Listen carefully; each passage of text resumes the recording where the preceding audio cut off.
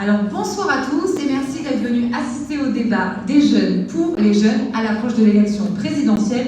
Un débat organisé à l'initiative de l'association du Master droit public de Nîmes et aussi en partenariat avec les Estudiantins. Alors moi je me présente, je m'appelle Coralie Mollary, je suis journaliste à Objectivia et j'ai la chance de co-présenter ce débat avec Pierre Foisset. Bonsoir. Bonsoir Coralie, bonsoir Zachary et bonsoir à tous, merci d'être venus. Et vous pouvez le lire dans Les Estudiantins qui est sur les réseaux sociaux, une revue étudiante nîmoise. Et puis à côté de moi, à ma gauche, j'ai Zachary Charmin qui est président de l'association du Master droit public de Nîmes. C'est bien ça? C'est bien ça. Bonsoir Coralie, bonsoir Pierre, bonsoir à tous et merci d'être venus ici ce soir. Alors il faut que vous sachiez, avant d'assister au débat, que ce débat c'est une histoire, une rencontre avec Pierre et Zachary. Oui, exactement. On est élus étudiants ensemble depuis plus d'1 an. On avait envie de monter un projet étudiant ensemble, donc voilà. À l'occasion de la présidentielle, on s'est dit pourquoi pas faire un débat des jeunes pour les jeunes. Et comme Pierre veut devenir journaliste, je l'ai appelé pour qu'il puisse animer ce débat avec une journaliste politique pas très connue dans le Gard, Coralie. Merci Zachary. Donc on va laisser Zachary rejoindre son bureau. Sachez que vous pouvez interagir sur les réseaux sociaux, notamment Instagram, pendant le débat. Alors non, ça sera sur Facebook, parce qu'il y a un Facebook Live. Du coup, vous pourrez commenter directement le débat sur le Facebook Live. Et si vous avez des commentaires à faire sur le débat, faites-les. Peut-être si c'est croustillant, je ferai réagir Pierre et Coralie dessus. Très bien. Alors, Pierre, on a quand même coutume de dire que les élections n'intéressent pas franchement les jeunes et quand on voit le taux d'abstention, on peut quand même s'inquiéter sur leur participation. Et oui, aujourd'hui, les jeunes estiment en grande majorité que les politiques ne s'intéressent pas assez à leurs préoccupations et aux enjeux qu'ils veulent porter. Pour autant, selon une étude parue en février dernier, une étude Ipsos Sopra Steria, 80% des jeunes donc de 18 à 30 ans veulent aller voter au premier tour de l'élection de dimanche. Et ça, c'est pas mal. 80%, c'est vrai que dans cette campagne, ça a quand même été un sondage assez étonnant qu'on voulait vous détailler ici. Et oui, c'est même la carotte qui fait avancer l'âne, puisque c'est très étonnant au regard des... Vous aimez les légumes, Pierre? Exactement.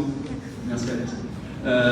C'est très étonnant aussi au regard des 29% d'abstention des jeunes lors de la dernière présidentielle en 2017 et aussi 87% d'abstention aux dernières régionales l'an dernier. Alors du coup, vous êtes moins concernés puisque j'ai vu qu'il y avait plein de personnes qui avaient voté aux dernières élections locales. Alors pour que les jeunes aillent voter, il faut qu'ils se sentent concernés. Nous avons choisi pour débattre 8 jeunes qui sont à côté de vous. Ils sont encartés chacun dans un parti politique. On va commencer avec Nicolas Pellegrini qui est responsable de la France Insoumise, le porte-parole de la France Insoumise et qui est donc pour le candidat Jean-Luc Mélenchon. Hugo Carlos qui est du Parti communiste et qui soutient Fabien Roussel. Basile Imbert qui soutient Anne Hidalgo qui est la candidate du Parti socialiste. Et puis enfin Raphaël Valette qui est représentant d'Europe Écologie Les Verts et qui soutient donc Yannick Jadot. Ouais, quand même, vous vous intéressez à cette campagne ou pas? Pierre? Il y aura aussi Simon Rossi-Bourgat qui représente le président sortant Emmanuel Macron. Jean-Baptiste Lejour représentera Valérie Pécresse pour les Républicains. Jean-Marie Launay est le porte-parole de Rassemblement National de Marine Le Pen. Et enfin Arthur Roland prendra la parole pour Reconquête. Alors on peut tous applaudir quand même nos débatteurs parce que c'est pas facile, ils ont beaucoup travaillé, ils ont regardé le programme du candidat, on peut les applaudir très fort. Et d'ailleurs vous allez apprendre à les de suite parce que chaque porte-parole va venir présenter et nous expliquer pourquoi il est important que les étudiants aillent voter, le tout en 1 minute, montre en main. Nous avons tiré au sort l'ordre de passage avec la main innocente de Pierre Foisset. Et oui, c'est Simon Rossini-Bourgat, le premier à nous rejoindre. On peut les applaudir très fort. Alors Simon, vous avez 1 minute pour nous expliquer pourquoi, alors qui êtes-vous déjà et pourquoi il faut voter. Oui, c'est important. Alors, qui suis Simon Rossini-Bourgat. Bonsoir à toutes et tous. Donc, je suis étudiant dans cette université en droit depuis 5 ans, en master de droit public ici. Je me suis engagé à La République En Marche en 2016, quand Emmanuel Macron était encore ministre de l'économie. J'ai fait la grande marche et en fait, moi, j'ai adhéré tout de suite à cette idée européenne, cette idée européenne d'Emmanuel Macron et l'idée importante aussi de faire entrer la France dans le 21e siècle et préparer notre avenir, nous, jeunes. Au-delà, en fait, moi, ce qui me séduit toujours chez Emmanuel Macron, c'est la force et de droite et de gauche, ni de droite ni de gauche, c'est le en même temps qu'on sait suffisamment vous décrier, mais qui pourtant est extrêmement important. Merci. Merci, monsieur Rossini-Bourgat, vous avez bien respecté votre temps de parole. On peut l'applaudir. applaudir, merci. Et on accueille Basile Imbert, responsable des jeunes au Parti Socialiste pour Anne Hidalgo. Même punition, présentation en 1 minute. Alors, bonjour à toutes et tous. Merci de nous avoir invités. Je suis très heureux d'être là ce soir. Donc moi, je suis Basile Imbert, j'ai 26 ans. Je suis d'LS. Pour me présenter en quelques mots, je suis doctorant en sciences politiques à l'université de Montpellier, où je suis chargé de vous aider à la faculté de droit et de sciences politiques. Je suis collaborateur d'élu dans le Gard. Donc, moi, je suis au Parti Socialiste depuis plusieurs années, parce que, à l'inverse de Simon, qui a failli être jeune socialiste, puisqu'avant, En Marche, il a frappé notre porte, oui, je ne vais pas l'oublier. À l'inverse de Simon qui pense qu'il n'y a plus de clivage gauche-droite, moi je pense qu'au contraire, le clivage gauche-droite existe, il doit être défendu. Quand on est ni de droite ni de gauche, en fait, c'est souvent clairement droite. Et puis quand on parle de faire entrer la France dans le XXIe siècle, en proposant le travail des enfants à 12 ans comme Emmanuel Macron, je suis désolé, non, on revient au 19e, on ne va pas au 21e. Donc parce que je pense qu'il y a des nouveaux droits à aller conquérir, des nouvelles conquêtes sociales, c'est pour ça que je suis aujourd'hui au Parti Socialiste. Merci Basile, on accueille maintenant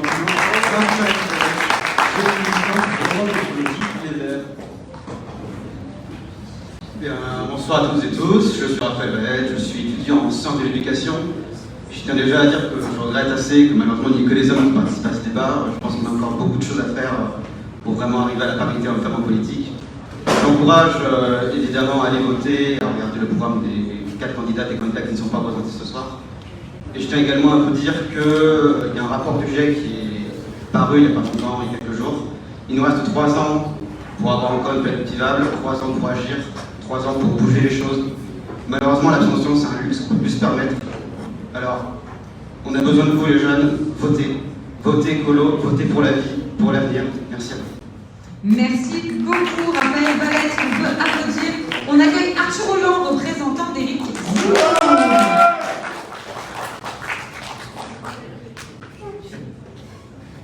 Une minute pour vous présenter, pour nous dire pourquoi il est important que les jeunes aillent voter. Parfait. Déjà, je vous remercie de m'avoir invité, d'organiser ce débat. C'est intéressant que les jeunes représentants de partis politiques puissent s'engager. Donc moi, comme ça a été dit, je m'appelle Arthur, je suis étudiant en 4e année de droit, j'ai 21 ans.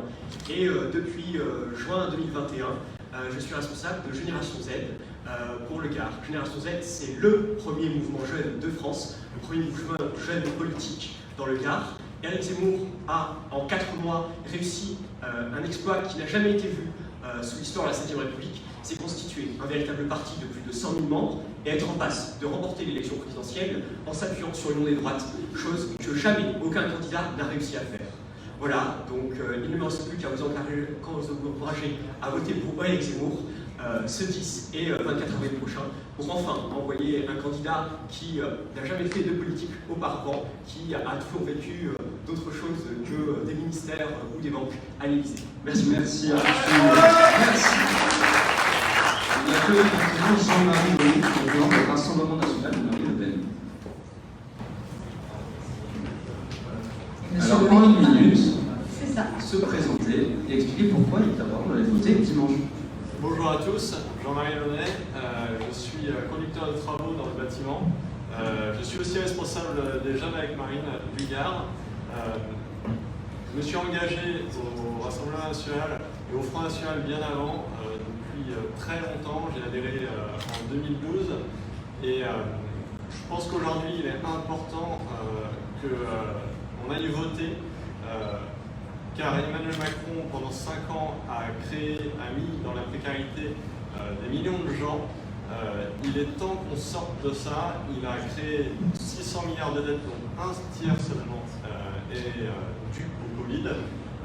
Il promet des mesures demain pour sortir les gens de la précarité, comme une prime de 6 000 €. C'est un peu une prime au vote.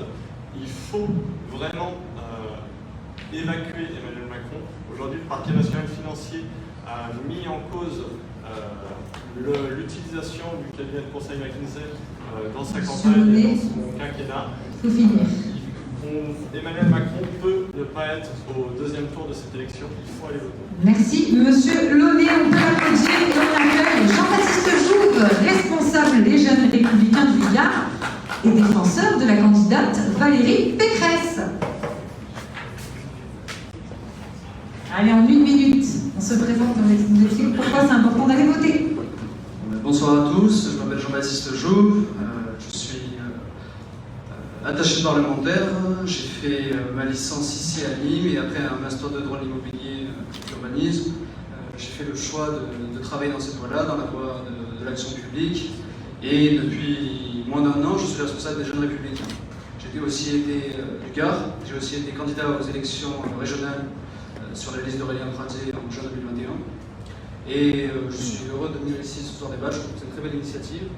Bravo au Master 2 droit public de l'université.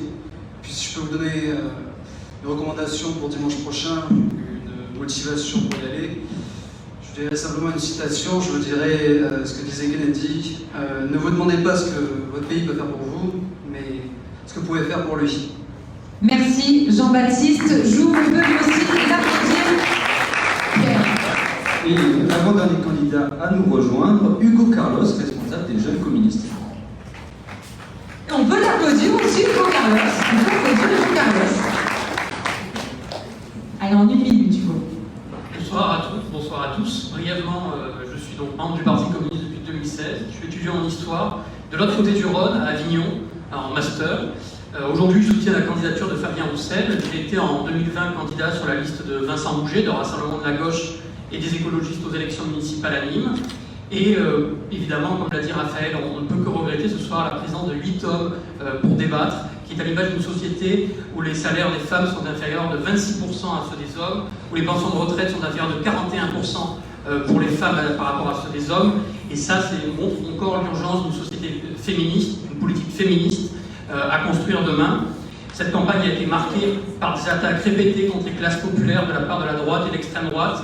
Ça n'a pas été une belle campagne et j'espère que malgré tout ce débat ce soir pourra permettre à celles et ceux qui n'ont pas encore fait leur choix dans l'amphi et en visio de se décider pour aller voter dimanche pour plus d'humanité. Merci Hugo, 1 minute, parfait.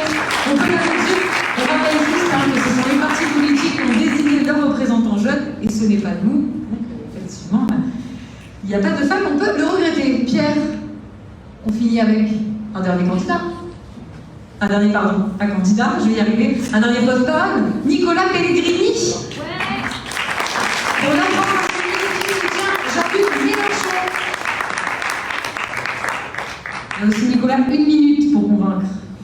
Oui, merci pour l'organisation de cette soirée. Effectivement, il y a des urgences aujourd'hui. C'est la raison pour laquelle je me suis engagé il y a 5 ans, lorsque j'avais 17 ans, suite aux élections présidentielles et législatives qui avaient envoyé Jean-Luc Mélenchon quasiment au second tour. Effectivement, ce sont les urgences qui poussent aujourd'hui les jeunes à s'engager. Vous savez qu'aujourd'hui, nous allons peut-être être condamnés à payer une dette que nous n'avons pas contractée, à payer les conséquences d'une dette écologique que nous n'avons pas méritée. Et c'est la raison pour laquelle il faut massivement se mobiliser, du moins s'informer sur tous les programmes des candidats, de ceux qui sont représentés ici ou de ceux qui ne le sont pas. Effectivement, je suis engagé de longue date sur les questions écologiques, puisque c'est le principal enjeu du siècle qui arrive, mais également sur les questions institutionnelles, puisque je suis l'heureux auteur d'un livre sur la 5e République, du haut de mes 22 ans, précisément parce que je pense qu'il faut révolutionner ce système, révolutionner non pas dans le mauvais sens du terme ou dans toutes les thématiques folkloriques qu'on peut prêter à la Vous avez atteint la minute, Nicolas, comment conclure? J'achève là-dessus en disant qu'il faut massivement se mobiliser pour changer les choses, puisqu'un véritable autre monde est possible. Merci beaucoup de la Pierre Dejean. On va commencer avec le premier débat, comment sortir les jeunes de la précarité. On accueille pour cela Arthur Roland de Reconquête, Hugo Carlos du Parti communiste, Simon Rossini d'En Marche et Bastien Imbert pour le Parti socialiste. Allez-y. Et Pierre, est-ce que vous pouvez aurez-vous la gentillesse de nous présenter de planter le décor de ce débat? Pourquoi avoir choisi ce thème? Mais bien sûr, Coralie, pour résumer, la crise sanitaire a mis au grand jour les difficultés que vivent les jeunes en France aujourd'hui. Les jeunes se sont sentis abandonnés par les politiques et de nombreux suicides étaient à déplorer sur de nombreux campus en France. Comment lutter contre ça? Comment mettre en avant? Comment améliorer la vie des étudiants? Ma première question se porte vers Arthur Roland. J'ai trouvé ça étonnant en lisant le programme d'Éric Zemmour. Monsieur Zemmour propose d'exonérer les frais de notaire pour les jeunes acheteurs de moins de 25 ans.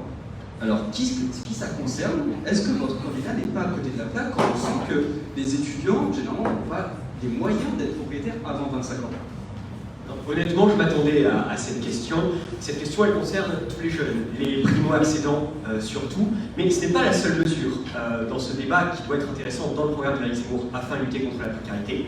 Il y en a notamment plusieurs, comme la création d'un ticket de restauration étudiante qu'a proposé très récemment M. Zemmour.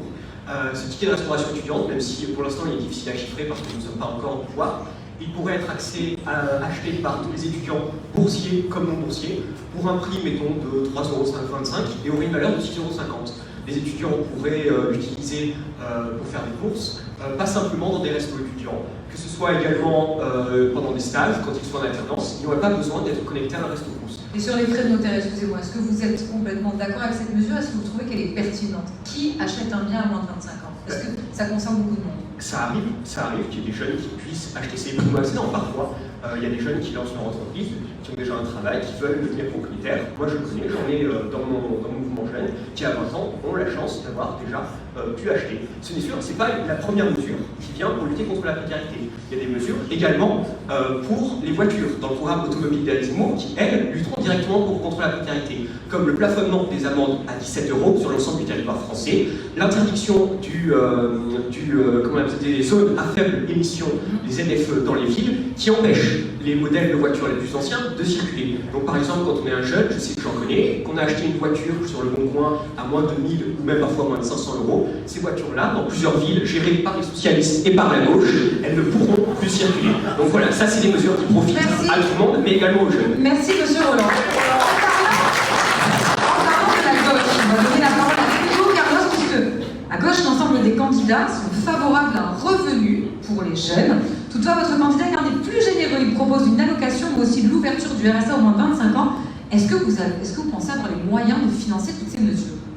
Je pense que d'abord, aujourd'hui, on n'a pas les moyens de la situation actuelle. Parce que des étudiants qui vivent sous seuil de pauvreté, la situation de précarité extrême dans laquelle sont plongés de nombreux jeunes montre bien que la situation n'est pas possible actuellement. Alors qu'est-ce que propose Fabien Roussel pour les étudiants? C'est un revenu étudiant de plus de 850 € qui serait financé par une ligne de cotisation sociale supplémentaire tout au long de la vie sur la fiche de salaire pour permettre l'émancipation de toutes et tous. Car cette mesure ne s'adresse pas seulement à ceux qui n'ont peu de revenus, mais aussi à ceux dont les parents ont des revenus. C'est-à-dire qu'il s'adresse à tout le monde. Parce que derrière la question du revenu, c'est aussi la question du choix des études. Et chacun doit être libre de choisir de faire ce qu'il veut, de pouvoir vivre cette émancipation-là. Donc cette proposition de revenu étudiant se situe dans ce projet communiste qui est de permettre à chacun d'être libre finalement. Et c'est urgent au vu de la situation précaire dans laquelle sont de trop nombreux étudiants. Merci Hugo. Ma prochaine question se porte vers Simon. Emmanuel Macron, s'il est élu, propose de rétablir les bourses au mérite pour ceux qui ont la mention très bien au bac. Alors l'aide ne serait donc plus octroyée par rapport aux conditions de ressources, mais aux résultats scolaires. Pouvez-vous nous aider à comprendre un peu mieux cette réforme? Alors, déjà, je veux juste revenir sur ce qui est dit, remettre un cadre sur la question. On parle là uniquement des primes sur les résultats au bac et les mentions très bien au bac. Ça, un petit peu plus fort. Ah oui, voilà. On me reproche souvent de ne pas parler assez fort. On ne parle pas ici des bourses sur critères sociaux, absolument pas. Après, en fait, tout simplement, c'est donner à ceux qui s'investissent énormément pour leurs études les moyens de les réussir et d'autant plus ceux qui sont dans le besoin, les étudiants qui sont dans le besoin et qui sont méritants, qui ont extrêmement travaillé pour entrer dans les études supérieures, de pouvoir y accéder. C'est pas plus compliqué, il n'y a pas de question d'aider des gens favorisés à aller faire leurs études. L'idée c'est d'aider tout, quoi.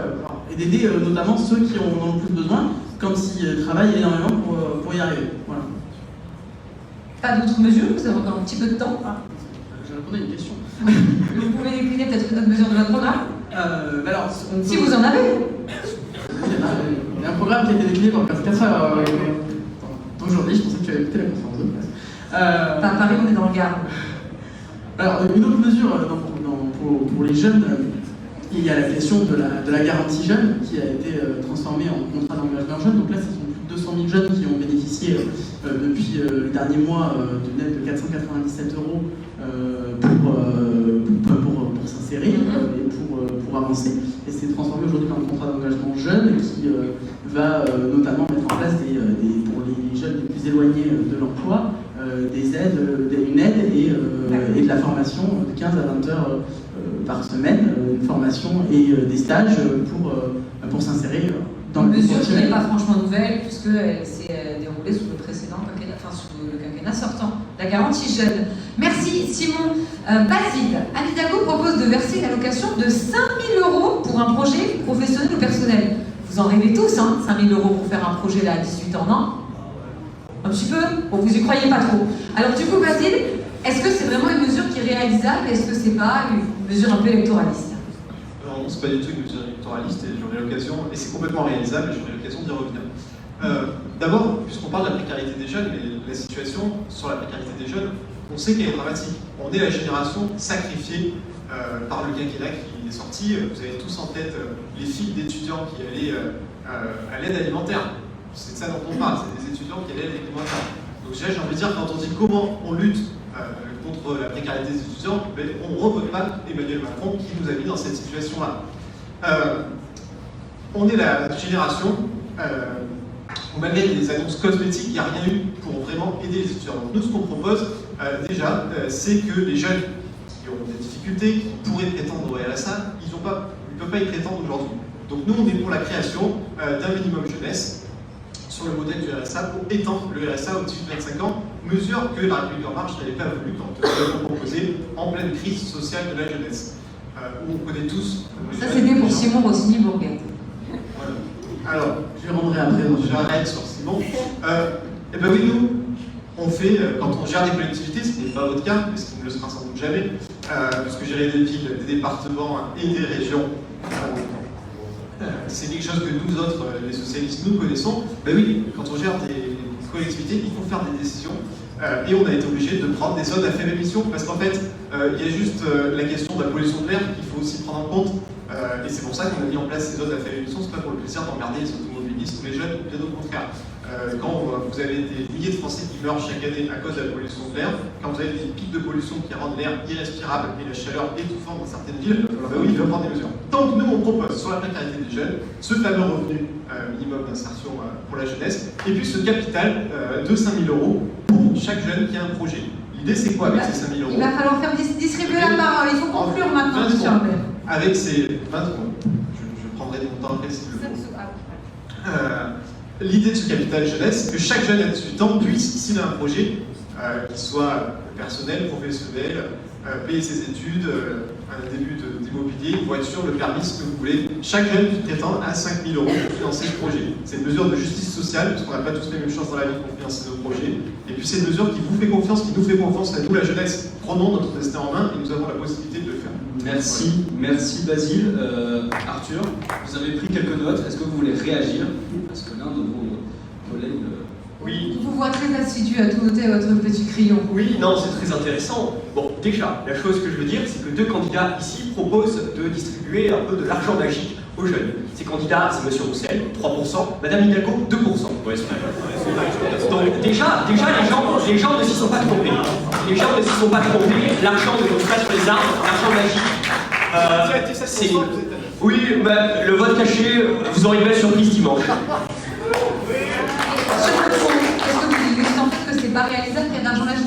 Oui, c'est de l'argent magique. Non, si... C'est pas ce que dit en fait, on a noté que vous préfériez remettre des véhicules polluants dans les villes plutôt que d'aider les jeunes à acheter des véhicules qui leur permettent de rouler. Déjà, on n'embête pas, on commence pas à faire une écologie qui est de bobos, hein, de gens qui arrivent tout le temps à... voilà, il y a des gens qui arrivent très bien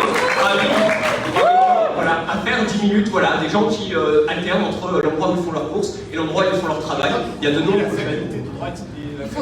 Alors, je sais que c'est compliqué parce que vous êtes opposants et vous avez un micro pour deux, donc c'est pas forcément évident, mais essayez de partager le micro.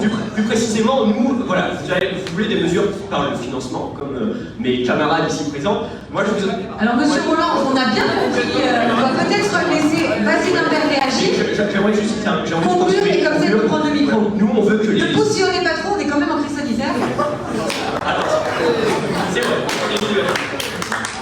C'est plus précisément, nous on veut que les étudiants de la classe moyenne puissent accéder aux bourses. Il y a de très nombreux étudiants qui ne peuvent pas y avoir accès. Et on peut également, aux bourses, réfléchir à la linéarisation des bourses. Je pense que c'est vraiment quelque chose sur lequel il faut s'engager. Parce qu'aujourd'hui, cela fonctionne par paliers. Les paliers, la difficulté, c'est que parfois, quand la situation de votre famille change de quelques dizaines d'euros en plus, eh bien l'étudiant va être rétrogradé d'un palier, ce qui peut lui faire perdre par mois jusqu'à 100 euros. Alors qu'est-ce qu'il faut faire? La linéarisation des bourses, ça permettrait de rendre les bourses proportionnelles à chaque situation et de les adapter, et pas simplement enfermer des étudiants dans les paliers qui sont dépendants de la situation de leurs parents qui peuvent évoluer très vite. Alors Bastien Imbert, qu'est-ce que vous en pensez? Puis après on donnera aussi la parole à Louis Carlos qui meurt d'envie de réagir. Moi autour de cette table, j'ai qu'un seul camarade. Par contre, peut-être que vous l'êtes consciemment malgré vous, puisque vous venez de rappeler une mesure de François Hollande. Le lissage des bourses, c'est nous qui l'avons fait. Nous avons commencé à le faire avec la création de nouveaux échelons sous François Hollande. Laissez-le parler.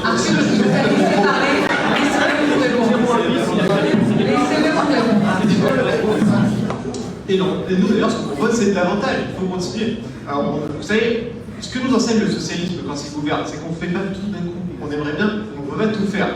Et donc, nous, ce qu'on propose, c'est continuer à lisser davantage les bourses. Parce qu'il est temps, effectivement, vous l'avez dit, il y a des gens, leur situation évolue, il faut les aider. Mais du coup, vous êtes d'accord tous les deux sur le lissage des bourses. Même si vous n'êtes pas camarades, vous êtes d'accord sur le lissage des bourses. Au moins ça, écoutez, des accointances avec l'extrême droite, attention. Hugo Carlos, vous aussi, vous êtes d'accord?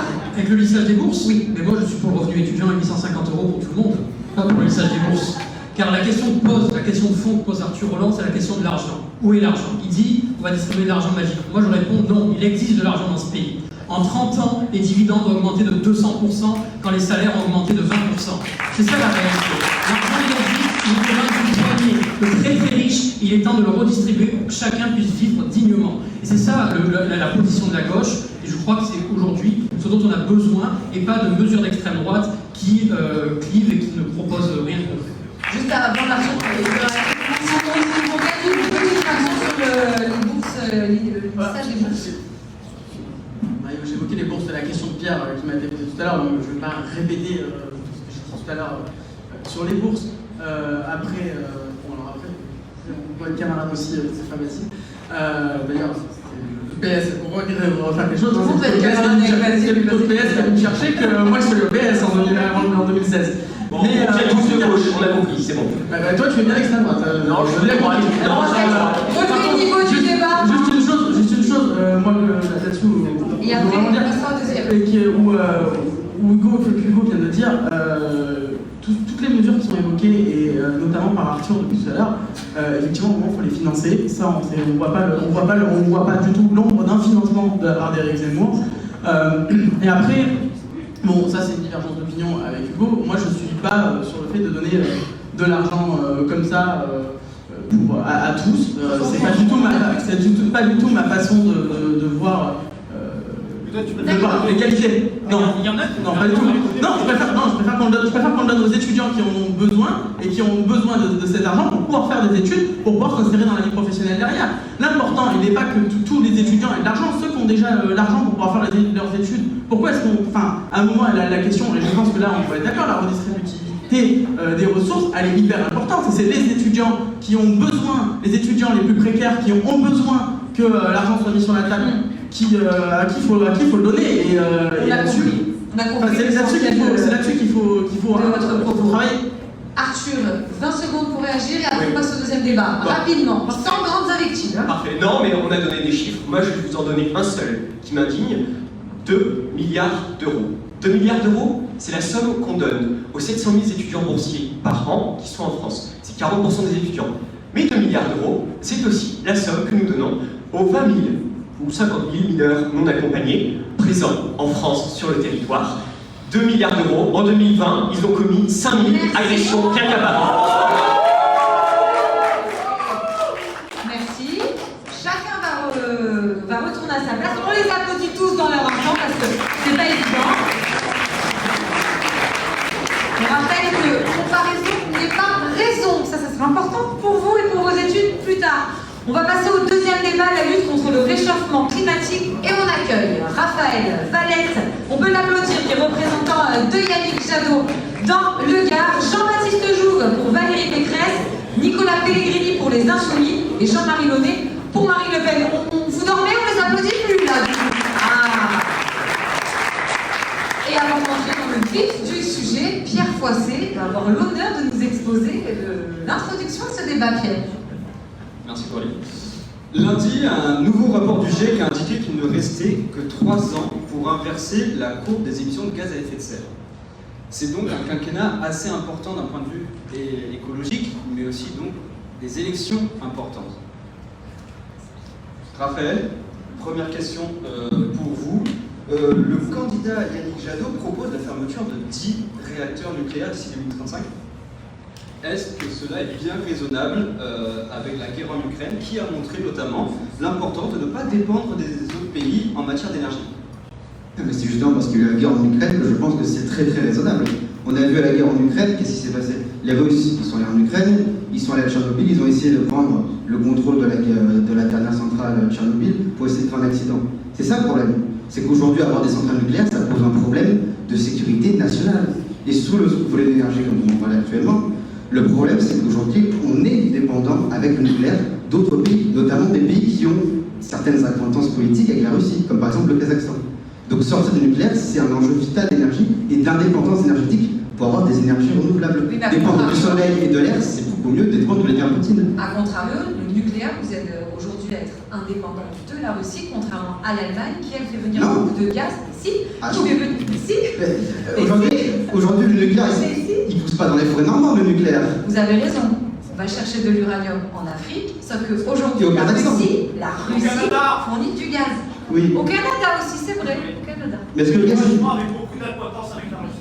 En tout cas, vous dites c'est surtout pour la sécurité, c'est ça, s'il faut arrêter de nucléaire, l'impératif c'est la sécurité. Là, vous parlez d'indépendance. On se fournit aussi en nucléaire au Kazakhstan.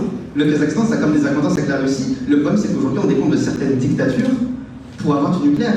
Alors que, à contrario, je suis désolé, l'éolien, le solaire, tout ça, ça dépend pas de dictature.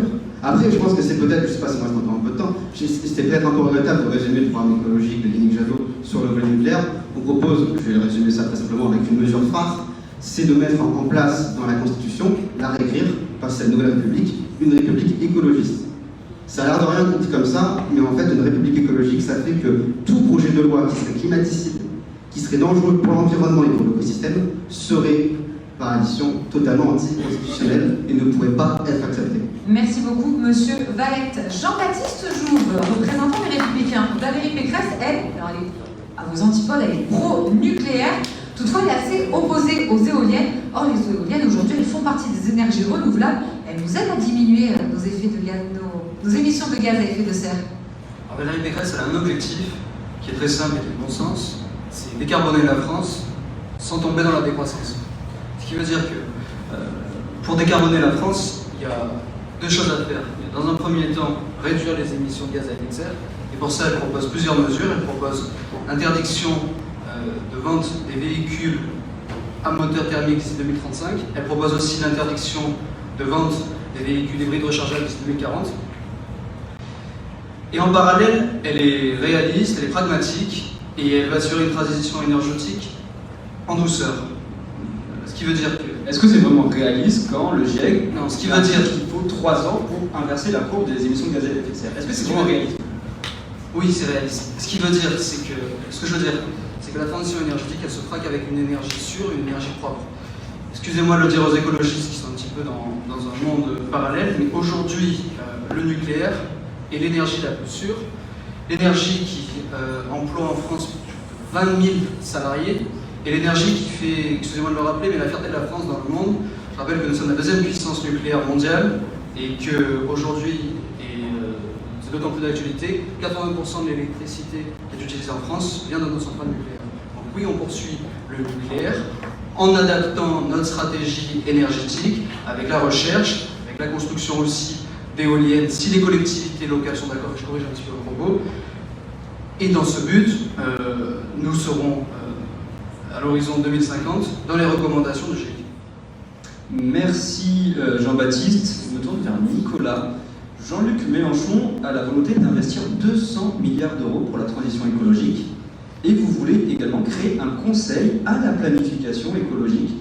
Est-ce à dire que vous n'avez pas, aujourd'hui encore, un plan concret pour lutter contre le réchauffement climatique? Non, mais pour lutter contre le réchauffement climatique, évidemment qu'il faut planifier et avoir une feuille de route assez importante à suivre. Je profite simplement de mon temps de parole pour rappeler quand même qu'on est ici dans une volonté de pédagogie et de partage et que le combat de coq qu'on a vu juste avant ne va peut-être pas inciter beaucoup de jeunes à se rendre aux urnes dimanche. Deux choses. Le pouvoir d'achat aussi, je vous informe que même si nous n'avons pas participé au débat, nous avons aussi des propositions sur le sujet. Et pour terminer, vous vous doutez bien qu'on ne peut pas résumer des débats aussi importants simplement dans un débat de un quart d'heure ou 20 minutes.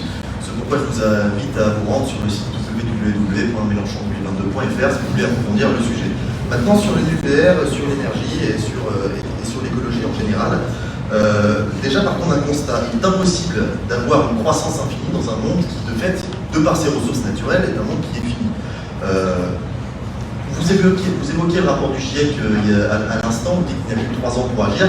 Moi, j'ai envie de vous dire, on n'a plus que 5 jours pour agir. Parce que le premier tour de l'élection présidentielle, c'est dimanche, et je ne veux pas confier les clés de notre pays et de sa potentielle transition écologique à Emmanuel Macron qui a fait condamner l'État pour une action climatique, ou à Marine Le Pen qui a d'ailleurs ces questions totalement absentes de son programme. Pour ce qui est de notre programme en matière écologique, nous avons... D'accord, mais alors juste simplement, demain, Jean-Luc Mélenchon est président de la République. Qu'est-ce qu'il fait Pierre l'a rappelé, on a 3 ans pour agir. Qu'est-ce qu'on fait concrètement? Parce que c'est assez abstrait pour l'instant. Alors pour le concret, déjà il faut planifier. Vous parlez fort et dans le micro. Vous vous rendez compte que pour planifier, déjà on parle de long terme. Donc nous voulons planifier la sortie du nucléaire petit à petit jusqu'à 2050 en complétant le manque à gagner avec le développement des énergies renouvelables, avec pour ambition d'atteindre l'objectif de négawatts qui consiste à atteindre 100% d'énergie renouvelable d'ici 2050. Ensuite, nous voulons une méthode qui est la planification écologique. Cette planification écologique permettra d'orienter sur le territoire toutes les politiques publiques qui vont permettre de décarboner l'économie. Également, avec une ligne rouge que nous ne voulons pas franchir, c'est ce que nous avons appelé la règle verte, que nous voulons inscrire à la Constitution de la 6ème République que nous prenons. La règle verte, c'est-à-dire on ne prend pas plus à la planète que ce qu'elle peut reconstituer en l'espace d'une année. D'accord. Mais après, on veut investir 200 milliards, pourquoi? Il me reste un petit peu de temps? Un tout petit peu après, là, alors, pourquoi 200 milliards? Parce que précisément l'écologie c'est le combat du siècle. Je l'ai dit tout à l'heure dans mon introduction, on ne peut pas demander à notre jeune génération de payer les pots cassés des générations précédentes. Donc il faut massivement investir pour créer de l'emploi en matière de transition écologique. Et la transition écologique, force est de constater qu'elle pourra créer de l'emploi, puisque sortir du nucléaire nécessitera du savoir-faire, de la formation et remplira les carnets de commandes des TPE, PME qui ont le savoir-faire pour effectuer ces politiques publiques. Merci, monsieur Pellegrini. Jean-Marie Ollier. Ça va peut-être vous intéresser. Marine Le Pen, alors, elle a un programme qui a été jugé dangereux par Greenpeace, tellement il semble dérisoire. Mettre fin aux éoliennes et ne pas interdire la chasse sont-elles des réelles solutions pour sauver le monde? Alors, sur l'interdiction de la chasse, je ne vois pas la ligne dans le rapport du GIEC sur l'interdiction de la chasse. Je pense que la chasse est très importante pour la régulation des écosystèmes. Donc, alors, avec Pierre, en fait, on a regardé votre programme en matière écologique et c'est vrai que c'était une mesure qui était à l'intérieur. Hein. C'est pas nous, c'est votre parti. D'accord. C'est pas le sujet vraiment par rapport au GIEC. Je vais pouvoir informer M. Pellegrini sur notre programme, justement, et je pense qu'aujourd'hui, il faut arrêter avec les éoliennes. Les éoliennes, on ne parle que de ça, on ne parle que de remettre des éoliennes partout, de saccager tous les paysages avec des éoliennes en considérant que c'est l'énergie de l'avenir. Aujourd'hui, l'éolien n'est rentable que parce qu'il est subventionné et n'a aucun modèle économique viable. Et aujourd'hui, à part saccager les paysages et mettre des éoliennes dans toute la France, parce que pour remplacer le nombre de centrales nucléaires qu'on a, il en faudrait partout, sachant que c'est une énergie non pilotable, donc qu'elle nécessite d'y rajouter, d'y adjoindre des centrales thermiques au gaz, au pétrole, au charbon. Comme on a vu en Allemagne, c'est une catastrophe. L'Allemagne en revient complètement. Ils sont dépendants de la Russie et complètement bloqués. Aujourd'hui, nous avons la possibilité de ne plus acheter du gaz à la Russie parce que nous n'avons plus que 10% de notre gaz qui est alimenté par la Russie. Vous êtes en total désaccord avec votre centrales, nous avons même le matériel qu'il faut, nous avons les centrales qu'il faut pour transformer notre approvisionnement en gaz liquéfié. Donc aujourd'hui, nous sommes presque indépendants de la Russie sur ce sujet et vous voulez nous remettre dedans complètement liés par ça. Aujourd'hui, le nucléaire, il faut le développer, c'est l'énergie la moins carbonée. Elle ne nécessite pas autant de volume de béton pour aussi peu d'énergie. Une éolienne, c'est un énorme socle de béton. C'est des pales non recyclables dont on ne sait pas quoi faire. Monsieur Valette, vous êtes d'accord avec ça? Il va falloir trouver le moyen de terminer, Monsieur Valette meurt d'envie de réagir. Une croissance verte, car on ne peut pas expliquer à des gens qui gagnent déjà peu, qui sont déjà dans la précarité, que demain ils gagneront moins qu'hier, parce qu'aujourd'hui, ces gens-là, ils attendent quelque chose pour sortir de cette précarité, sortir de Monsieur Valette et Monsieur Pellegrini, parce que vous n'êtes pas tout à fait sur la même ligne. Moi, je suis content. Moi, j'aurais réussi à faire du Rassemblement national qu'il faut être indépendant vis-à-vis de la Russie. Pour un parti qui lui connaît un prêt de la Russie, c'est pas mal. Après, c'est privé. Oui, mais même. Un peu de bon cru, excusez-moi. Après, je ne vous ai pas interrompu quand vous avez parlé, si je peux me permettre. Si je peux me permettre, je ne vous ai pas interrompu quand vous avez parlé. Sur le nucléaire. Sur le nucléaire, quelque chose de simple, Monsieur Launay. Oui. Ouais, merci. Monsieur Launay a dit que le nucléaire, les éoliennes, il faut en planter partout, que c'est pas beau, que ça détruit le paysage. Moi, je demande à des gens, est-ce que vous voudriez avoir une centrale nucléaire à côté de chez vous? Est-ce que vous trouvez qu'une centrale nucléaire, c'est beau sur un paysage? D'accord. Qui veut une éolienne à côté de chez lui? Une éolienne, je connais des gens qui ont des éoliennes à côté de chez eux. Avoir une centrale nucléaire à côté de chez soi, c'est déjà un poil plus dangereux, si je peux me permettre. Après, pour répondre c'est pas dangereux. Le nucléaire, c'est pas dangereux. Tchernobyl, Fukushima, tout ça, c'est pas dangereux. Le nucléaire en France, c'est sûr. Le nucléaire, chaque année, il y a des accidents nucléaires qui sont empêchés en France. Chaque année, il y a des accidents nucléaires qui sont empêchés en France. Parce qu'il y a très peu de nucléaire qui meurent. Mais heureusement qu'il y a très peu de nucléaire. Mais il faut très peu qu'il y en ait en plus. Mais il suffit d'un seul accident et après c'est foutu. Il y a très peu de risques avec le nucléaire, par contre, quand le risque survient, c'est 100% de dégâts. Oui, un risque survient, c'est une région entière qui est morte, qui ne peut plus habiter la ville. Pendant 20 ans, Alors attendez, est-ce qu'on parle en même temps? On n'entend pas. Mais juste, on a eu une petite question de Zachary Charmant. Vous connaissez, il est juste derrière vous. Il me dit qu'effectivement, aujourd'hui, les nouveaux réacteurs consomment moins d'uranium. Ah non, c'est une question, pardon, qu'il a posée du public. Excusez-moi. Aujourd'hui, il y a les nouveaux réacteurs consomment moins d'uranium. Est-ce que, in fine, dans quelques années, on ne peut pas arriver à du nucléaire vert, finalement? Le nucléaire, c'est déjà de couleur verte, donc à partir de là. Le nucléaire ne sera jamais vert écologiquement. Le nucléaire. On est d'accord pour dire que le nucléaire, ça produit très peu de CO2. Ça, on a toujours été d'accord sur ça. Mais le problème, c'est pas la consommation de CO2. Le problème, c'est que c'est une énergie qui est, premièrement, instable, qu'on arrive très difficilement à contrôler aujourd'hui, encore aujourd'hui. Et malheureusement, quand il y a un accident nucléaire. Les nouveaux réacteurs consommeraient moins d'uranium. Mais c'est pas une consommation, c'est pas le problème de la consommation d'uranium qui est un problème. C'est le problème qu'aujourd'hui, si un accident nucléaire qu'on n'arrive pas à prévoir pour des raisons X ou Y, on ne sait pas quoi faire. Les déchets nucléaires, on ne sait pas quoi faire. Il y a plein de choses par rapport au nucléaire. Oui, d'accord, on les met dans les déchets nucléaires, on les met sur le sol. Jean-Baptiste, vous voulez réagir? Petite précision, les déchets nucléaires, on maîtrise parfaitement la technique d'enfouissement dans les sols. Alors, oui, mais c'est dangereux d'enfoncer les sols. Je termine. Et pour ce qui est des nouveaux réacteurs nucléaires, je rappelle que nous proposons la construction de 6 nouveaux réacteurs EPR de nouvelle génération. Comme ça a été précisé, ce sont des réacteurs qui sont plus efficaces, moins polluants et qui à terme nous permettront d'arriver vers un nucléaire plus vert. Donc je vous invite à regarder ces propositions et à voir qu'est-ce qui est une écologie sociale, une écologie pragmatique et une écologie qui créera des emplois et qui permettra à la France d'être indépendante et conquérante sur tous les marchés mondiaux. Merci beaucoup, on peut les applaudir très très fort. On passe au troisième débat. Vous faites tous des études ici. Pas tous, mais pratiquement tous. Oui ou non? Oui. Trouver un boulot, ça peut être galère. Eh bien, c'est l'intitulé de notre troisième débat. La galère quand on sort de ses études pour trouver un emploi. Et c'est Pierre qui va encore une fois nous présenter les enjeux. Et aujourd'hui, le taux de chômage chez les jeunes qui sortent des études est de 17% contre les 8% pour la moyenne nationale. Ben, cela implique de nombreuses difficultés pour s'insérer dans le monde professionnel et trouver un travail après ses études. Ben, c'est une vraie galère parfois. Et on continue avec Arthur Roland. Alors, parmi les 4 candidats, Éric Zemmour est le seul à proposer une exonération de charges salariales pour les entreprises qui embaucheraient 2 jeunes en CDI. Finalement, à vous écouter et à regarder votre programme, l'impôt, c'est la seule manière de convaincre les entreprises d'embaucher des jeunes? Oui, il n'y a c'est pas la seule. Il y a également, par exemple, défavorisés dans les entreprises qui délocaliserait certains de leurs services dans l'attribution des marchés publics. Ça, c'est une autre mesure qui n'est pas la seule par l'impôt. Mais l'impôt, ça freine de très nombreuses entreprises dans le recrutement de jeunes. Donc c'est pour ça qu'on propose en effet ce recrutement exonéré de charges pendant 2 ans pour 2 CDI, pour une entreprise de moins de 11 salariés. C'est profitable et au moins ça finit personne. Vous êtes d'accord avec cette mesure? Peut-être Basile Lambert qui a posé vous. Ça me rappelle un peu le contrat de premier embauche que Dominique de Villepin combattait déjà à l'époque, parce qu'en fait, les jeunes sont des travailleurs comme les autres. Le système de la sécurité sociale est fait de façon universelle pour les jeunes comme pour les moins jeunes. Et je vais 7 ans, je me rappelle. 7 ans. J'ai une bonne mémoire, à l'inverse de certains qui réécrivent l'histoire, notamment votre candidat.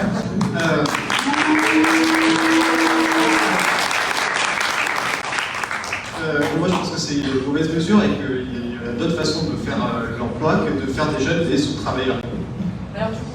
Alors, la candidate PS propose de renforcer l'accès aux filières professionnelles.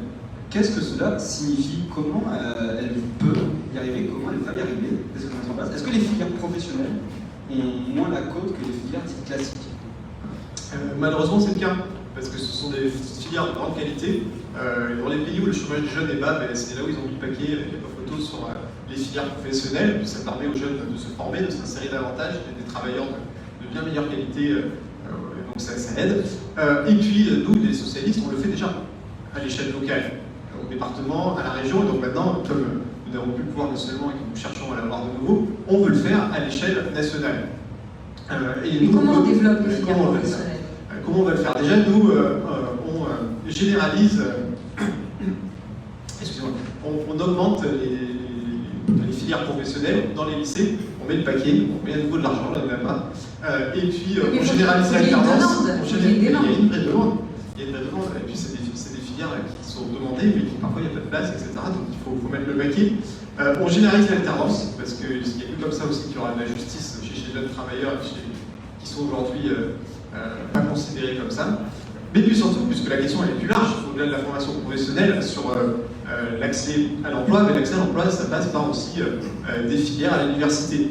Et malheureusement, le quinquennat qui s'achève n'a pas été à la hauteur. Vous êtes la génération de Parcoursup. Nous, on propose de supprimer Parcoursup, de cette galère, de sortir du règne de l'arbitraire, de sortir du règne des inégalités sociales dans la façon dont vous pouvez enseigner. Il y a des gens qui sont des arnaqués de Parcoursup aujourd'hui, et c'est inacceptable. Parce que la seule sélection qui compte à l'université, c'est le baccalauréat, c'est pas le tirage au sort. Donc, nous, on propose de remettre des filières. Parlez devant le micro. Il n'y a plus de tirage au sort, il n'y a pas Parcoursup, il y en avait mais pas Parcoursup, désolé.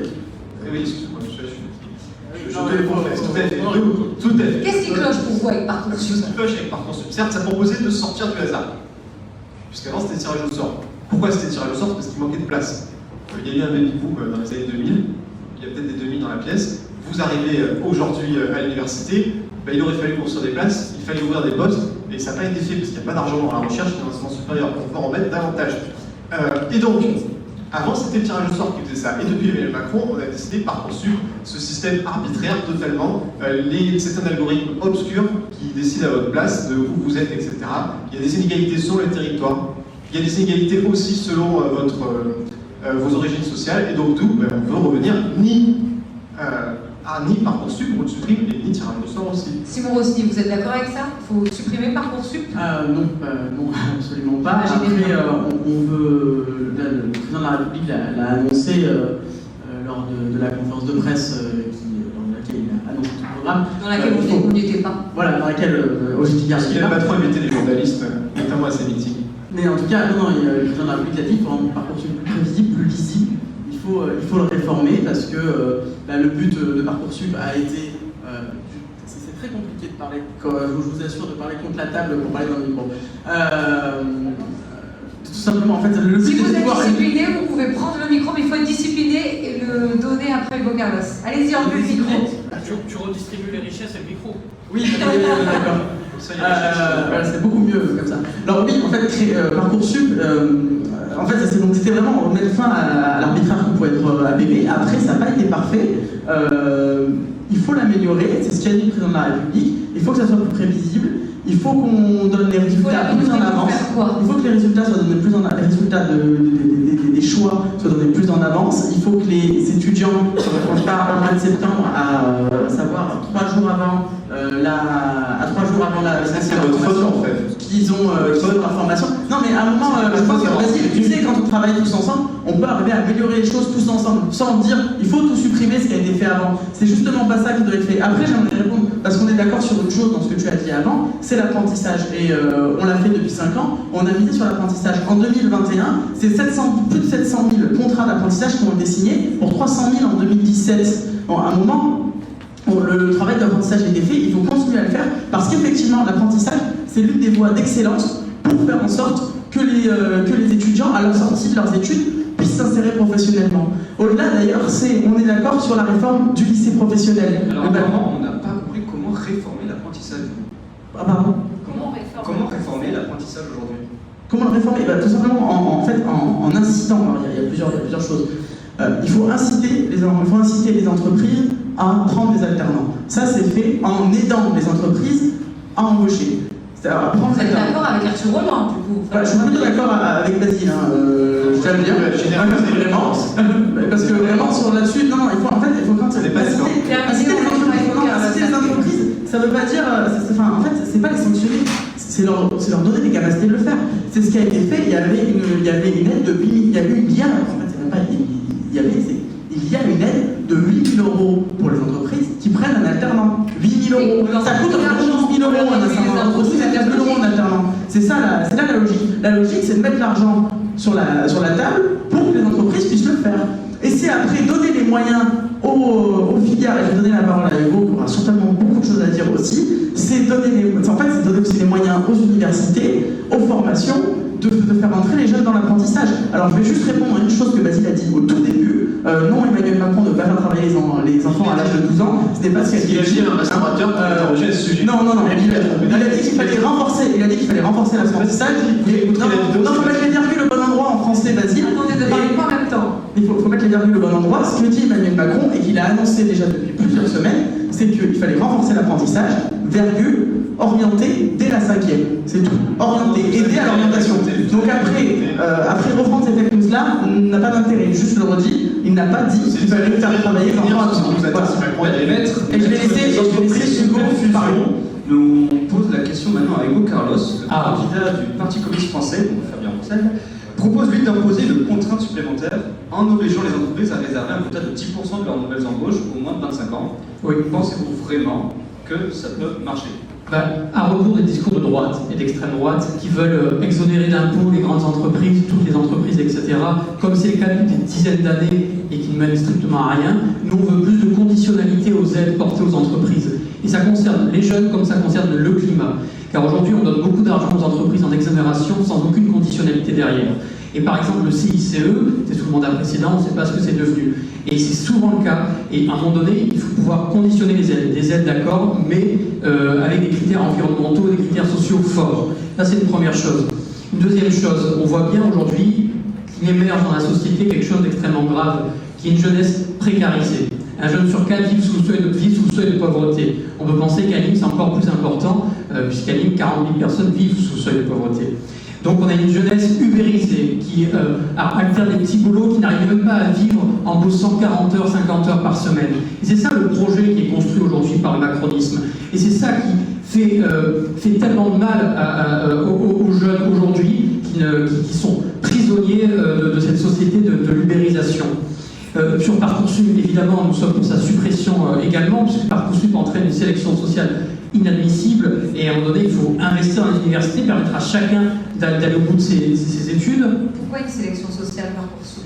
On le voit à différentes échelles, selon les lycées, notamment le cas en Île-de-France, où les inégalités sont parmi les plus importantes dans le pays, que selon qu'on vienne d'un lycée de Seine-Saint-Denis ou au lycée de Paris, on n'a pas accès aux mêmes études par la suite. C'est montré, c'est assez flagrant. Donc on veut aussi embaucher massivement des fonctionnaires, 500 000 fonctionnaires, quand d'autres veulent en supprimer beaucoup. Pourquoi en embaucher? Pour permettre aussi aux jeunes d'avoir un débouché dans la fonction publique.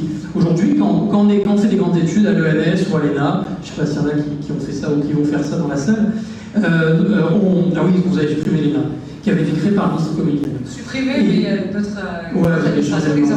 Pas vraiment supprimé. Quand on fait l'ENA, on rentre, on a un salaire pendant la durée de ses études. On est fonctionnaire stagiaire de l'État, on a un salaire. Alors pourquoi on n'étendrait pas ça à de nombreuses catégories de la population?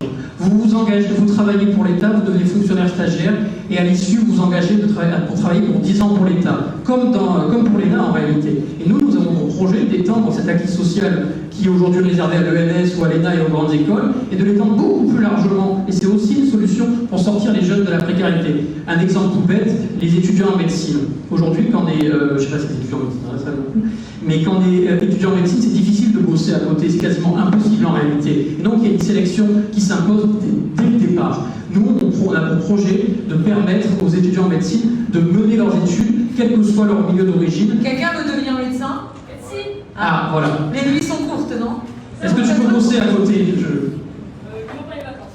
Uniquement pendant les vacances. Bon, ça suffit pas. Et on voit bien, et nous, on veut que les médecins de demain soient plus nombreux, qu'ils soient issus de différents milieux sociaux, ainsi après ils pourront aussi se répartir, on croit, plus équitablement sur le territoire. Merci Hugo. Arthur?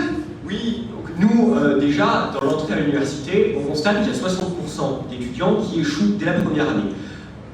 C'est déjà un chiffre énorme.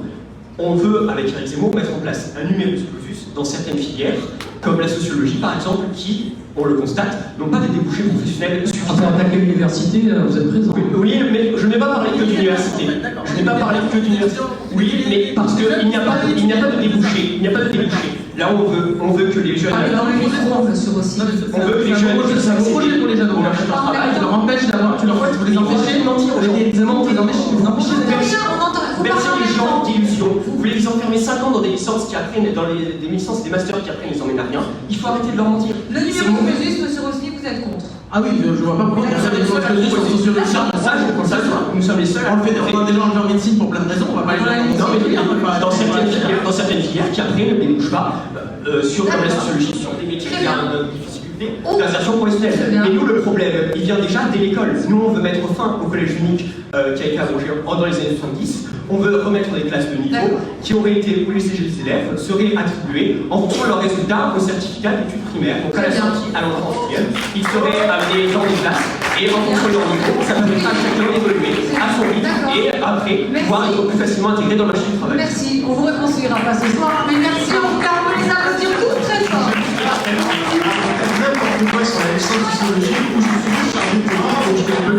Vous pourrez continuer le débat, regardez à côté. Hein, et puis ouais, vous pouvez parler avec les étudiants après, ne vous inquiétez pas, ils seront toujours là. Ils restent là en plus.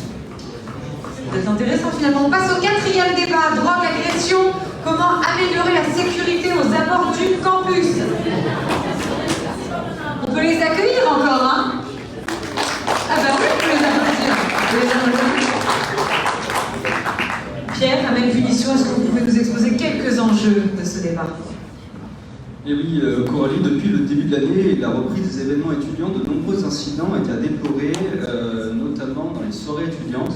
Des histoires de drogue, d'agression se sont fait ressentir.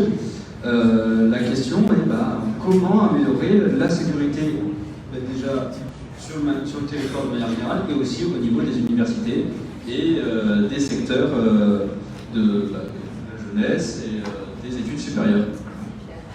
Alors avec Pierre, il faut savoir qu'on a travaillé au Columbus. Est-ce qu'il y en a qui travaillent au Columbus pendant les week-ends?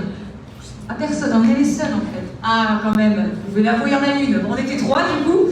Et on a regardé le programme de Yannick Jadot. On n'a pas trouvé grand-chose en ce qui concerne la sécurité. Chez les Verts, on a quand même le sentiment que la sécurité, elle passe par la lutte contre les discriminations. Yannick Jadot propose d'intensifier la lutte contre le contrôle au faciès. Comment vous comptez faire ça? Déjà, je ne sais pas s'il vous faut, on veut réaménager les commissariats et les gendarmeries, on veut améliorer les conditions de travail, on veut le retour de la police de proximité. C'est quand même un bon programme. On veut aussi la création de police de l'environnement pour vraiment contrôler déjà le code du droit de l'environnement et le code du droit du monde rural.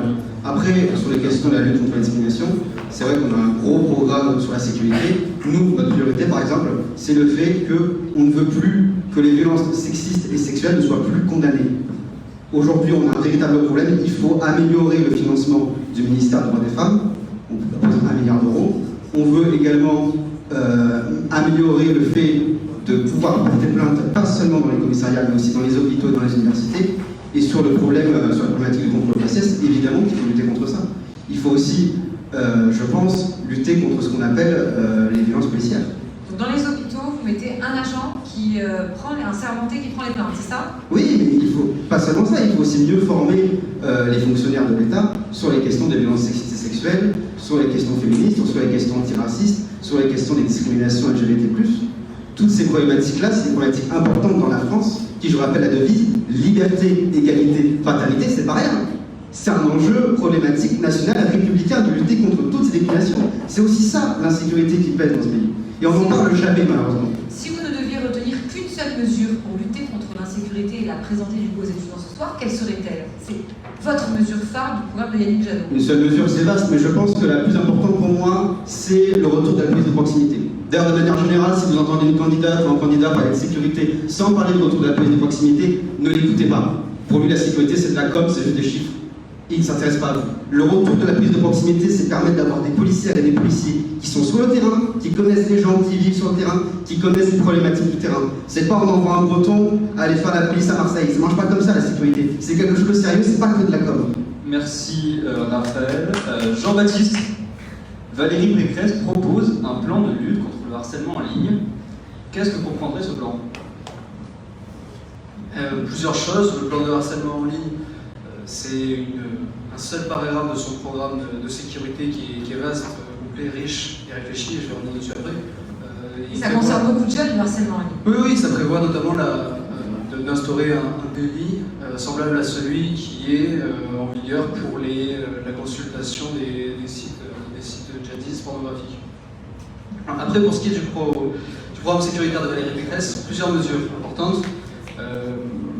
La première des choses. Non, mais ce que je veux dire par là, c'est que ce qui est important, c'est la sécurité. Ce soir, l'objectif, c'est de présenter le programme de Valérie Pécresse et de tous les autres candidats dans le domaine. Donc, je vais peut-être me concentrer sur les deux ou trois mesures phares de ce programme. Valérie Pécresse propose comme première mesure, et la plus importante et qui aujourd'hui fait cruellement défaut, elle propose d'embaucher 16 000 fonctionnaires d'autorité en France. Donc, ça concerne les policiers, ça concerne les juges, ça concerne les greffiers. Ça permettra aux tribunaux de travailler plus efficacement et aux policiers d'agir plus rapidement. Ça, c'est pour la première mesure. La deuxième mesure, elle est de bon sens, à mon avis. Elle concerne les prisons. Je rappelle que le président de la République s'était engagé à en construire 15 000 et aujourd'hui, au bout de 5 ans, avec à peine 2 000 constructions instructives. Valérie Pécresse en propose la construction de 10 000 et propose des mesures d'urgence qui reviendraient à réquisitionner les bâtiments publics aujourd'hui désertés.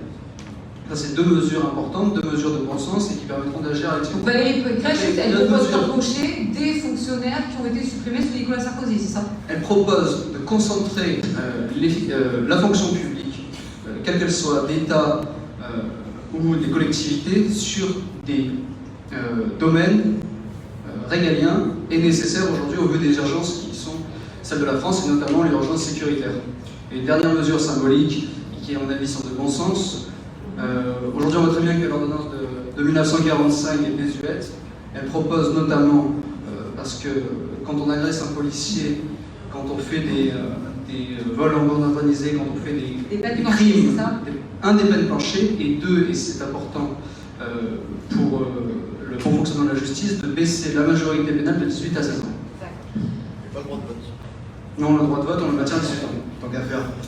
Et le droit de vote pour les chiens? Je crois qu'on parle. On parle la même langue. Alors, pour ceux qui n'ont pas regardé l'actualité, quand il y a eu le congrès Les Républicains, il y a eu une polémique notamment sur les électeurs, et paraîtrait-il qu'il y a Douglas, un chien dans les Alpes-Maritimes, qui a voté à ce congrès. On a une question du public. Alors, à qui est-elle destinée? Je ne sais pas, mais vous allez pouvoir y répondre. Peut-être Raphaël Valette, je pense. Est-ce que vous comptez davantage armer la police, les policiers pour lutter contre l'insécurité? Les forces de l'ordre, pardon. Question qui nous vient Les policiers municipaux ou les policiers de manière générale? Les forces de l'ordre. Pourquoi plus les armer? Est-ce qu'ils sont pas déjà plus de sécurité peut-être? Par exemple, à Nîmes, la police municipale aujourd'hui est équipée de tasers. Une partie de la police municipale est équipée de tasers. Est-ce que c'est une bonne idée pour lutter contre l'insécurité également? Je ne pense pas qu'on va, c'est avec plus d'armes qu'on va lutter contre l'insécurité. Je pense que le problème aujourd'hui, c'est pas le fait qu'il manque des armes, c'est le fait qu'aujourd'hui, on a des policiers et des policiers qui sont malheureusement pas assez formés comparé à d'autres pays européens. Quand vous regardez d'autres pays européens, par exemple, l'Espagne, l'Angleterre, l'Allemagne, il y a très peu de violences policières. Parce que la formation, elle dure plusieurs mois. En France, c'est une question de formation. Oui, c'est une question de formation, mais partout. Tu penses pas que... Rapide à prendre la parole à Tu penses pas que les délinquants aujourd'hui sont beaucoup plus armés que les policiers qui se retrouvent démunis face à la violence? La violence qui s'aggrave. Quelles armes? Quelles armes? Quand tu vois que dans les quartiers, ils ont des kalachnikovs et que les policiers ont le problème, c'est aussi le contrôle d'armes. une alerte. Aujourd'hui, c'est le contrôle d'armes. Maintenant, il faut aussi améliorer le financement du contrôle. Le contrôle par rapport au trafic, par rapport à ça. C'est des problématiques qui ne sont pas faites. Vous n'avez pas de faire la morale sur la police. La police, c'est pas les bisounours, tu vois. Pardon, c'est important. On va donner la parole à M. Curie, parce que M. Valette, j'ai le sentiment qu'il est sur la même ligne que vous, parce que carrément, Jean-Luc Mélenchon propose de démanteler la BAC.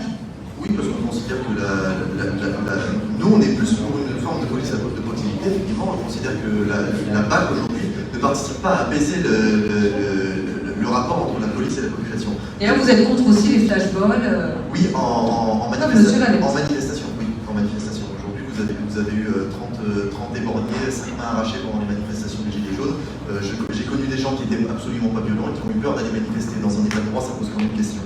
Au-delà de ça, il y a un affolement sécuritaire dans notre pays qui est assez dramatique. On a eu 25 lois sécuritaires sur les 10 dernières années. Pour quel résultat, ça nous le demande, que ce soit les socialistes au pouvoir, les macronistes ou autres.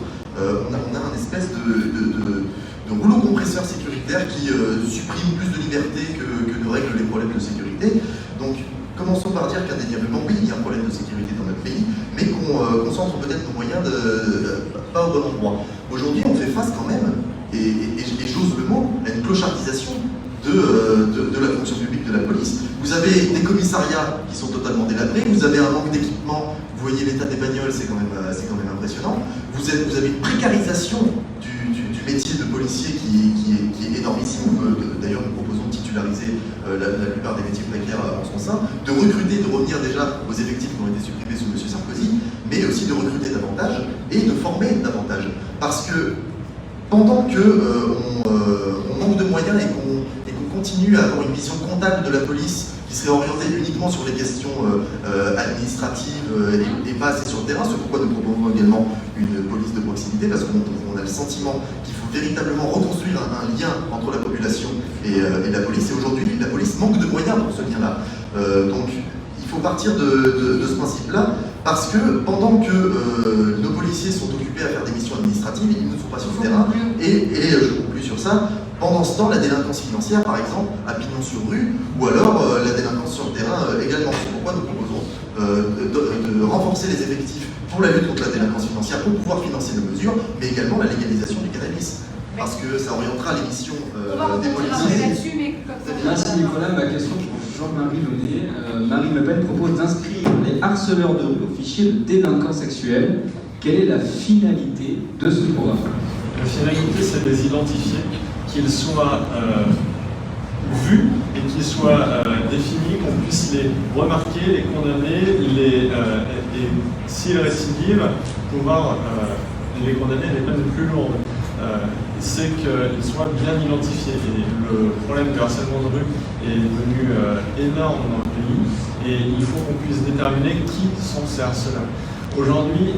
Est-ce que selon vous, il y a beaucoup de personnes qui sont harcelées dans la rue? Oui, tous les jours. Est-ce que quelqu'un qui regarde le débat s'est déjà fait harceler dans la rue?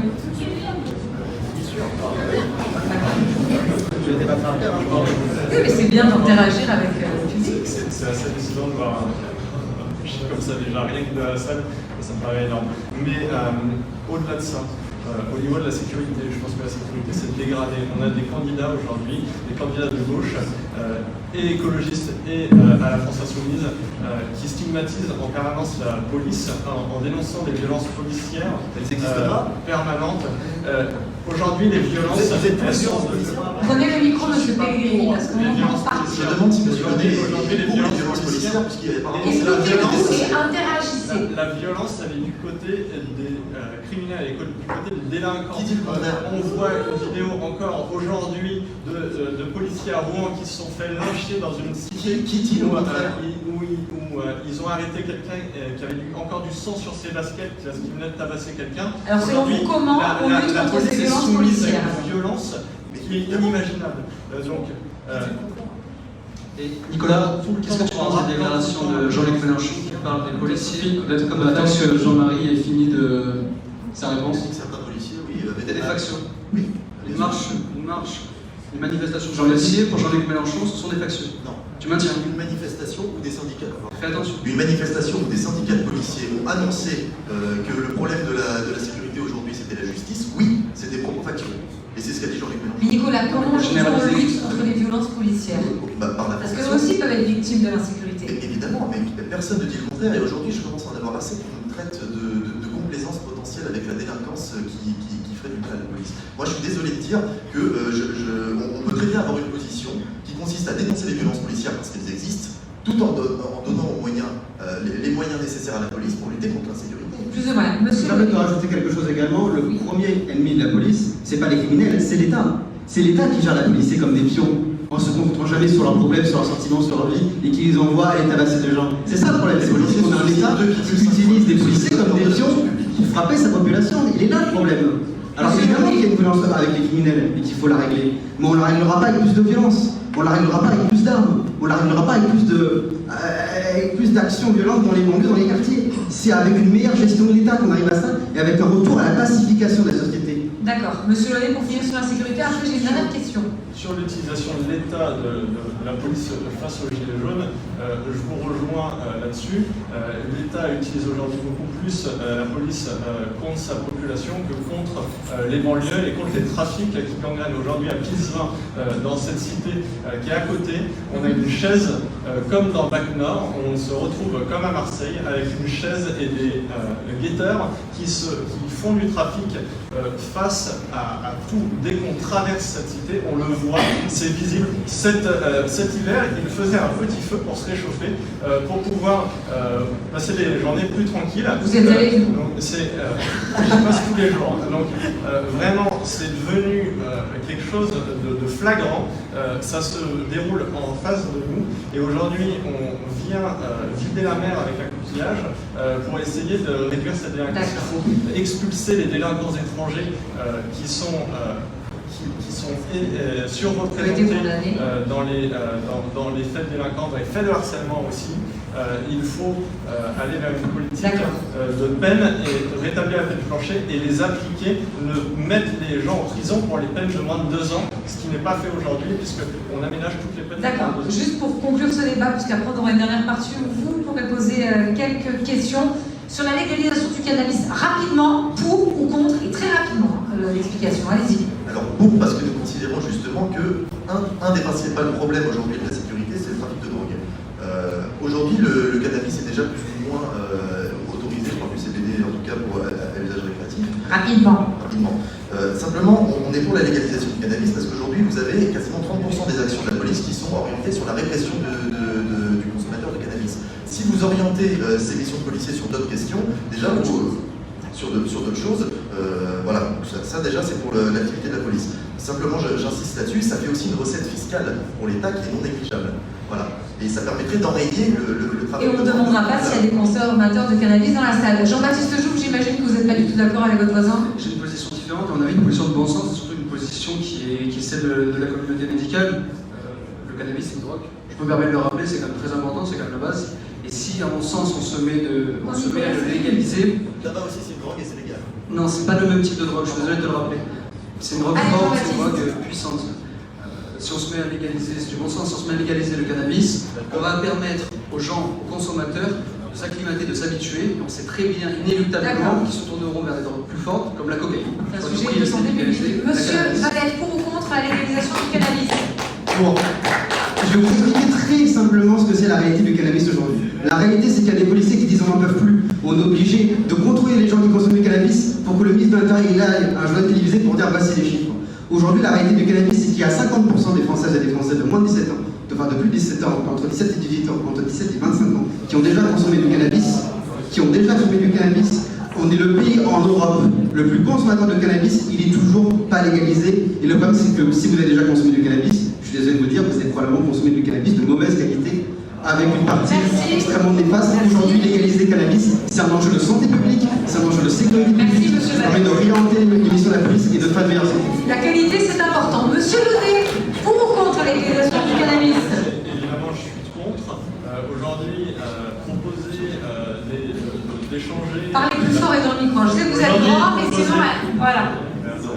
Aujourd'hui, proposer de vendre la santé mentale des Français contre un peu de recettes fiscales ici, qui vont se creuser un trou de la sécurité sociale derrière, parce qu'on aura plus de cancers, plus de CEP, plus de problèmes derrière.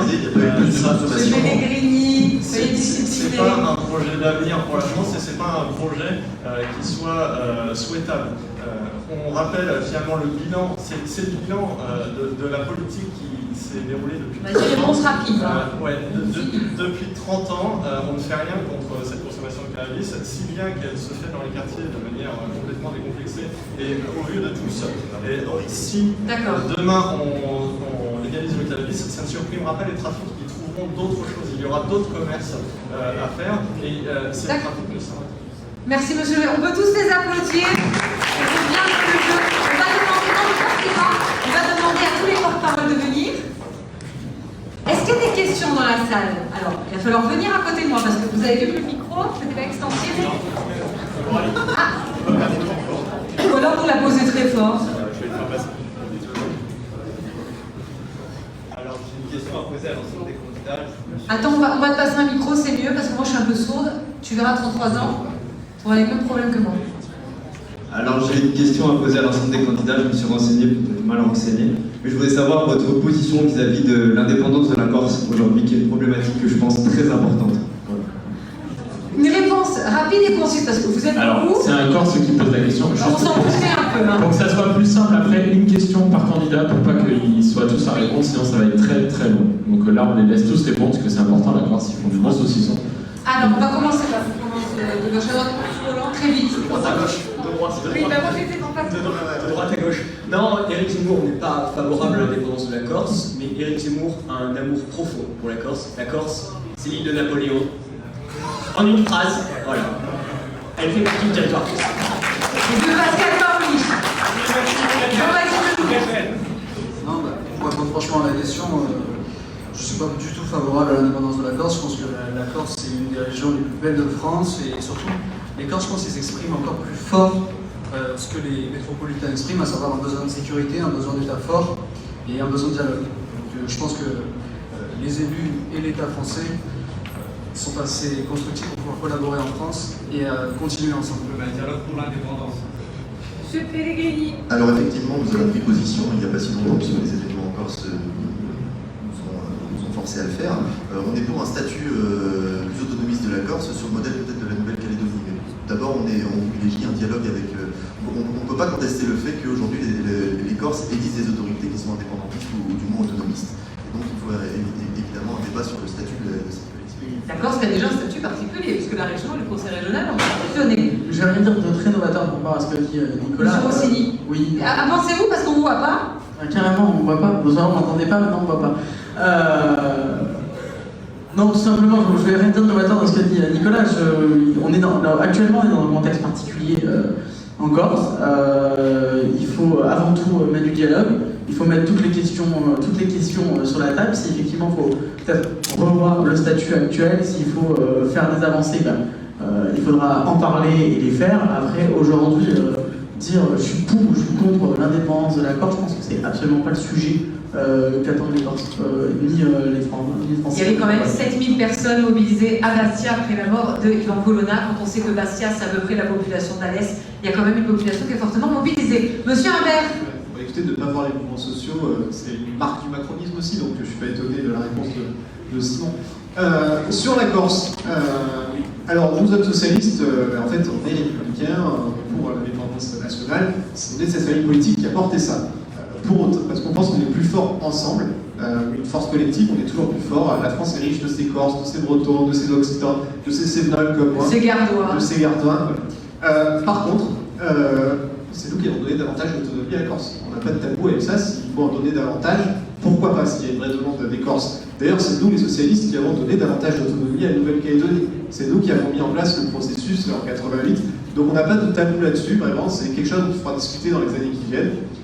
Et puis, à titre personnel, moi je ne cache pas, j'espère que la Corse restera dans la République, mais bien sûr que c'est un territoire qui a besoin de davantage d'autonomie. Merci, monsieur Humbert. Monsieur Valette. Je vais même te rassurer, copain, aujourd'hui, le combat des écologistes a toujours été le combat des régionalistes depuis très très longtemps. Vous aimez le Bruges, vous. Pardon ? Vous aimez le Bruges. C'est-à-dire que nous, par exemple, au Parlement européen, on a François Alfonsi qui est de Femois la Corsica. Dans notre groupe au Sénat, on a aussi Paul Toussaint Parigi qui est aussi à Femois Corsica. On a toujours été soutenu par les autonomistes de Corse. Donc forcément, c'est un combat qu'on a en commun. Pourquoi est-ce que vous êtes indépendant du coup ? Vous êtes le seul pour l'instant. Ah non, il y a eu des gens pour aussi. Mais parce que l'identité régionale, l'identité. Il n'y a jamais eu de gens pour. Je pense que vous êtes le seul, mais expliquez justement pourquoi. J'ai une grande pression sur les épaules. Parce qu'aujourd'hui, la culture régionale, tous ces enjeux-là, c'est des enjeux aussi écologiques de territoire. On n'a pas forcément l'impression, mais c'est le cas aujourd'hui. Les régionalistes, les indépendantistes, les autonomistes, c'est des gens qui ont l'amour de leur île, de leur terre, leur respect de la nature, tout ça. C'est des combats qu'on a en commun et c'est aussi une liberté d'un point de vue culturel, qui pour nous est importante, d'un point de vue de l'autonomie, et aussi on a toujours été des gens très décentralisés par rapport à l'État.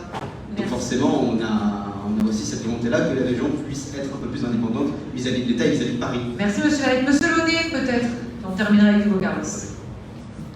Aujourd'hui, personne ne demande l'indépendance de la Corse, même les autonomistes sont sur une ligne où ils demandent une autonomie de la Corse. Je suis pas sûr que le Corse soit d'accord. Oui, il faut se renseigner sur les demandes des autonomistes, mais ils ne demandent pas l'indépendance de la Corse, ils demandent l'autonomie. Mais c'est ce que je crains, que l'autonomie amène à l'indépendantiste, à l'indépendance et à l'indépendantisme. Et aujourd'hui, je ne vois pas. La nation française est indivisible, elle est unie, elle est ensemble. Et pourquoi pas demain, dans ce cas-là, la Bretagne, les Bourguignons, retourner à une France régionalisée, c'est impensable, surtout quand on sait que la Corse nous a donné Napoléon. De plus, il y a 800 000 personnes d'extraction corse en France. C'est ouvrir la porte à une question ethnique sur ce sujet. Qui est corse? Est-ce que une personne qui aurait un parent corse serait considérée comme corse et il est à moitié corse? Est-ce que quelqu'un qui aurait des grands-parents corse serait corse? Qui voterait pour cette indépendance justement? Ça poserait de grosses questions parce que la Corse fait partie de la France depuis suffisamment longtemps. C'est la France. Des questions auxquelles on n'a pas les réponses. Monsieur Carlos. Je crois que l'urgence est à une solution pacifiste en Corse. Personne n'aurait intérêt à ce qu'il y ait de nouveau un climat de violence avec des faits graves qui se déroulent en Corse. Et le Parti communiste était pour la levée du statut particulièrement surveillé d'Ivan Colonna avant qu'il se passe ce qui s'est passé. Et aujourd'hui, donc, j'ai pas de réponse tranchée à donner sur cette question-là. Mais dialoguer, échanger, c'est vraiment urgent, je pense. Et au-delà des Corses, des Français, etc., j'entends parler d'ethnie, etc., je crois qu'on est tous des êtres humains, on vit tous dans une humanité commune, et je pense que c'est aussi ça l'enjeu. Et regarder, évidemment, la situation corse, pour reconnaître l'égalité de chacun. Merci, monsieur Carlos. Alors, comme les femmes n'ont pas beaucoup eu la parole, je vais donner la parole à une femme ce soir, donc voilà. Vous faites bien, monsieur Charmant. Alors, un candidat, sinon, on en est pour la soirée. Enfin, nous, ça ne nous dérange pas de rester avec vous, mais... Moi, j'aimerais savoir ce que Éric Zemmour ferait pour la cause des femmes, parce que quand on voit sa vision, ça fait très peur. Et je me sens personnellement pas du tout concernée, parce que franchement, la vision qu'il a...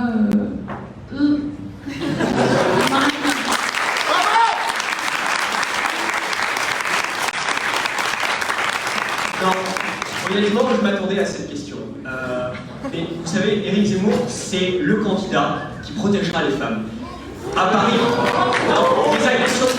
Tout à l'heure, je crois que tu as levé la main en disant que toutes les femmes, selon toi, avaient été harcelées dans la rue. À Paris, je tiens à dire que 52% des agressions dans les transports sont commises par des étrangers. Voilà, le réel, il faut dire la vérité. Il faut dire la vérité. Avec Éric Zemmour, on renverra les étrangers délinquants dans leur pays d'origine. C'est le candidat qui protégera les femmes parce qu'il veut assurer la sécurité. Éric Zemmour, c'est le véritable candidat à la sécurité. Il a un programme qui est très construit. On a notamment l'Institut pour la justice qui a mené une étude sur ça. Il a le meilleur programme en matière de justice et de sécurité. Donc pour les femmes, je pense que c'est le meilleur candidat qui te protégera dans la vie. Alors, deux choses. La première chose, c'est que quand on donne des chiffres comme ça, c'est bien de donner des sources, sinon ces chiffres ne veulent rien. C'est les chiffres du ministère. Moi, j'ai pas l'étude. Donc pour moi, pour l'instant, voilà. Après, la vérification des sources, c'est très important. Et juste pour prolonger la question de madame, Éric Zemmour a quand même dit que quand les femmes avaient du pouvoir, le pouvoir s'évaporait. Est-ce que vous pensez que le pouvoir s'évapore quand c'est les femmes qui le détiennent? Je ne vais pas revenir sur toutes les déclarations d'Éric Zemmour. Éric Zemmour, lui, il est pour l'égalité stricte. Éric Zemmour, il veut... La déclaration est écrite dans un livre. Non, Éric Zemmour, il veut notamment revenir sur la parité parce qu'il trouve, et il a raison, que c'est insultant qu'une femme soit placée sur une liste, par exemple, dans des élections, alors, juste parce qu'elle est femme. Nous, on veut que les femmes qui soient à un endroit où aller être élues, dans un ministère, qu'elles soient là parce qu'elles ont les compétences. Et pareil pour les hommes, il faut se baser sur le mérite. Et comment ça se passe lorsque Éric Zemmour dit que le football féminin n'est pas du football? Et lorsque Éric Zemmour... On va pas monopoliser les choses, on va pas faire question, on change. Pierre, Arthur, on arrête, on va prendre une autre question. Qui a une question de ce côté-là? Je ferai le tour pour vous apporter le micro, juste après je donne le micro là et après. Bonsoir. Alors moi j'ai une question pour Monsieur Valette. Votre parti passe son temps, enfin presque son temps, à stigmatiser la France rurale, l'agriculture, l'élevage et notamment les chasseurs.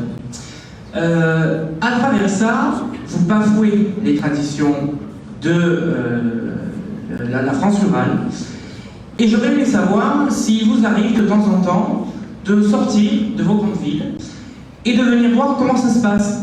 Comment ça se passe dans les campagnes et éventuellement de constater que les agriculteurs, les chasseurs font de l'écologie au quotidien. Alors je tiens à vous rassurer tout de suite, je viens d'un milieu rural, je viens de Première, 3000 habitants et une partie de ma famille habite à Aujargues, 1000 habitants.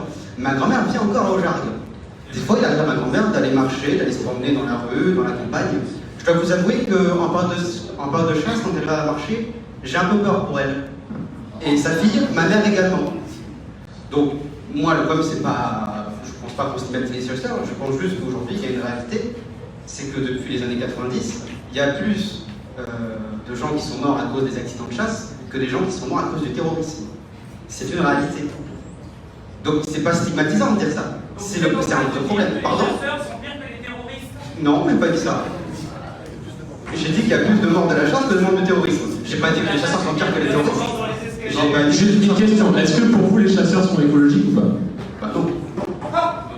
Pourquoi ils sont écologiques? Ils prennent pas soin de la nature, de la biodiversité. Je crois que la question c'était est-ce qu'ils prennent soin de la nature, de la biodiversité comme les écologistes? Quand une douille tombe dans la nature et qu'elle ne ramasse pas, une douille ça se recycle pas. Hein. Je suis désolé de tuer des animaux, alors après on va dire que c'est pour réguler la chasse, mais il me semble que le principal syndicat de la chasse a dit qu'il n'en avait rien à faire de réguler. Donc à partir de là, apparemment, ça ne leur intéresse même pas de réguler. C'est ça le problème aujourd'hui. Le problème c'est qu'aujourd'hui on a des chasseurs qui viennent très très souvent dans le milieu très urbain, qui ne sont pas du tout issus d'un milieu rural. Dans le milieu rural, vous pouvez voir les chiffres et les études, vous verrez que c'est la vérité. Aujourd'hui les chasseurs, c'est des gens qui sont très urbains. Et aujourd'hui, les chasseurs, ça fait peur justement aux gens qui sont dans la ruralité. Il y a des gens qui ont peur dans les périodes de chasse parce que le problème c'est que quand ils sortent de ces jeux, ils ont le risque de prendre une balle dans la tête. C'est une réalité. Merci, Monsieur Valette. Est-ce qu'on a une autre question? Troisième question, je pense qu'on aura encore 4 questions ou 5 questions. Alors, une question pour Monsieur Rossi-Bourgade. J'aimerais savoir ce que vous pensez de la teneur de la campagne officielle de 2022 et notamment le sens contradictoire dont M. Macron semble manquer. Je pense que vous faites référence au fait qu'Emmanuel Macron a dit qu'il ne ferait pas de débat pour le premier tour, c'est ça? Okay. Alors je pense qu'Emmanuel Macron a un grand sens du débat démocratique et il l'a montré d'ailleurs à travers la crise des Gilets jaunes lors du grand débat, hein, je tiens à le rappeler. Mais je savais que j'allais énerver mon ami Nicolas Pellegrini qui est derrière moi. Après sur ce premier tour, tout simplement, je veux dire, Emmanuel Macron il est au contact, il va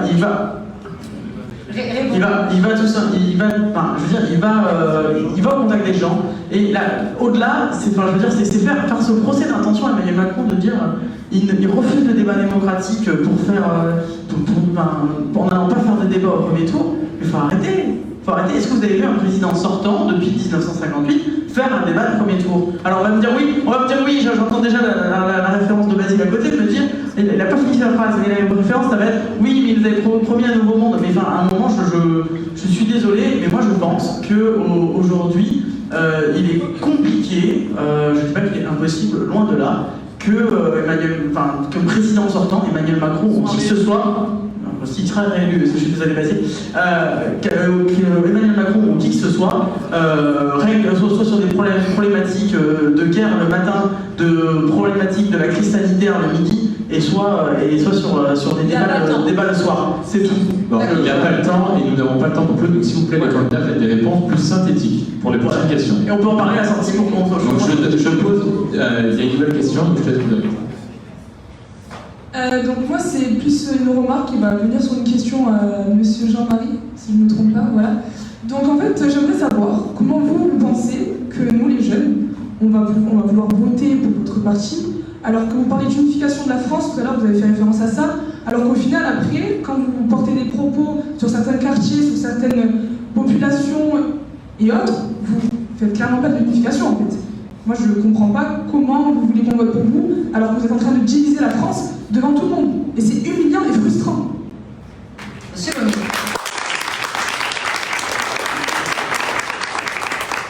Moi, je ne pense pas que régler les problèmes des quartiers, ça soit diviser la France. Ces quartiers, dans ces quartiers, les personnes qui vivent ces violences, c'est les personnes qui les subissent, ce sont les personnes qui vivent.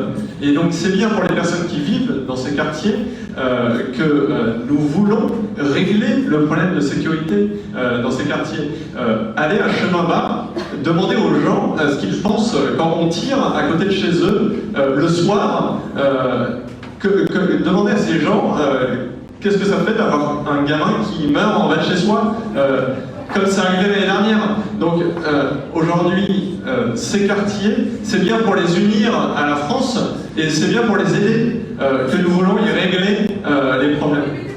C'est vous qui les séparez. On les met pas de côté, justement, on veut le droit à la sécurité pour tous, pas seulement pour les riches qui habitent dans les quartiers privilégiés, ceux qui n'ont jamais vu la violence et la délinquance et qui sont protégés. Vous avez un micro, on vous entend, ne vous inquiétez pas, parlez calmement. C'est justement pour ça que LR est complètement déconnecté aujourd'hui. C'est des gens qui n'ont jamais vu la délinquance. Merci. Jean-Marie, une autre question. Une autre question. Merci. Ma question va à l'endroit de M. Arthur Roland. Sur la question de l'immigration, le candidat Éric Zemmour axe plus sa politique sur le problème de la délinquance et des étrangers.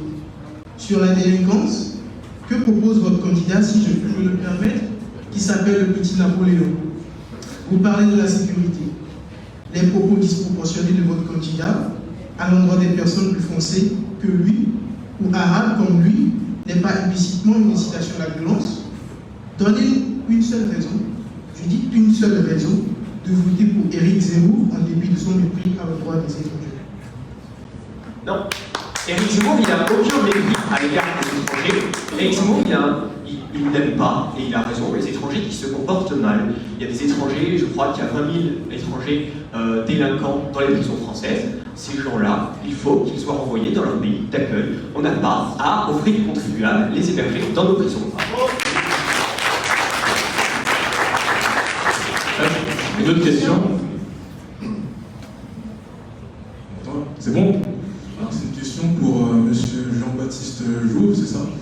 Actuellement en France, le problème c'est le pouvoir d'achat. Et qu'est-ce que propose Valérie Pécresse pour pouvoir que les Français vivent mieux finalement? C'est une très bonne question. Elle a une mesure phare, et c'est en fait la mesure phare de son programme. Elle a vraiment pris ce sujet à bras-le-cœur. Elle a une mesure très simple. Pour favoriser le pouvoir d'achat, elle prévoit d'augmenter tous les salaires de 10%. Et ça, elle va le financer de manière très simple, en augmentant progressivement le départ à l'âge de la retraite à 65 ans d'ici 2030. Et avec ça, on pourra baisser les cotisations salariales et patronales sur chaque salaire et permettre à chaque Français de gagner 10% de plus. En fait, on va vous rendre votre salaire. Mais merci. On va poser encore 3 questions dans la salle, donc une pour Hugo Carlos, une pour Nicolas Pellegrini et une pour Bastien Weber, pour qu'ils aient tous eu au moins une question. Qui veut poser la prochaine question? Alors bonjour à tous, donc je ne sais pas trop qui l'a posé, en tout cas un parti écologiste qui avait proposé des idées... Ouais bah Nicolas Pellegrini. On est tous écolos. Ouais, non mais justement par rapport au nucléaire, vous aviez défendu les éoliennes.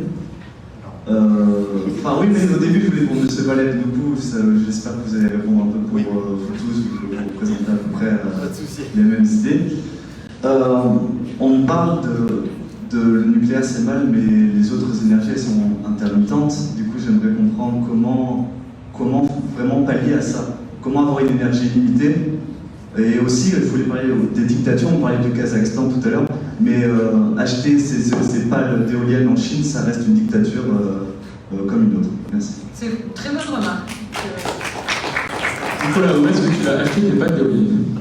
Attends, alors déjà, il y a deux questions. Donc la première sur le nucléaire. C'était le nucléaire, on est d'accord? Alors pour le nucléaire, déjà on est pour en sortir, pour remplacer par des énergies renouvelables. Donc quel genre d'énergie renouvelable? Déjà il faut se rappeler, j'essaie de faire synthétique, qu'on a quand même en France une chance incroyable, c'est qu'on a des mers, on a des rivières, on a le deuxième espace maritime mondial, on a des montagnes, on a du vent, on a un ensoleillement à l'année qui est quand même plutôt incroyable. Donc s'il y a bien une nation qui doit faire une transition écologique, c'est en premier la France, parce que c'est elle qui a la capacité de le faire. Quand je parle moi j'ai pas parlé des éoliennes, mais évidemment que les éoliennes vont rentrer en ligne de compte quand on va parler de transition écologique, ce qu'on appelle nous plutôt la bifurcation écologique, parce qu'il faut radicalement changer. Pour ce qui est de l'énergie éolienne, nous sommes pour privilégier, pour mettre le paquet sur les hydroliennes. Pourquoi? Parce que les hydroliennes, c'est à la fois l'énergie hydraulique et à la fois l'énergie éolienne. On est capable de les mettre assez loin au niveau des côtes, ce qui fait que ça ne pollue pas le paysage.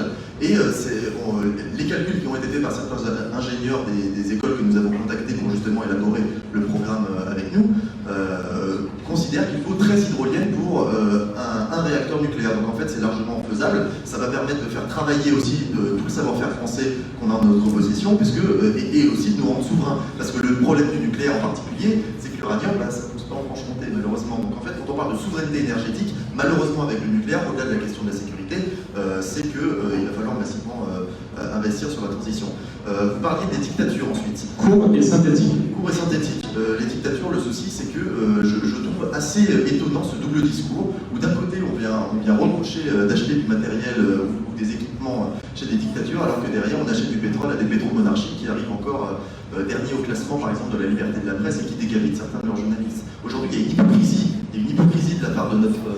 Attention à ton concours.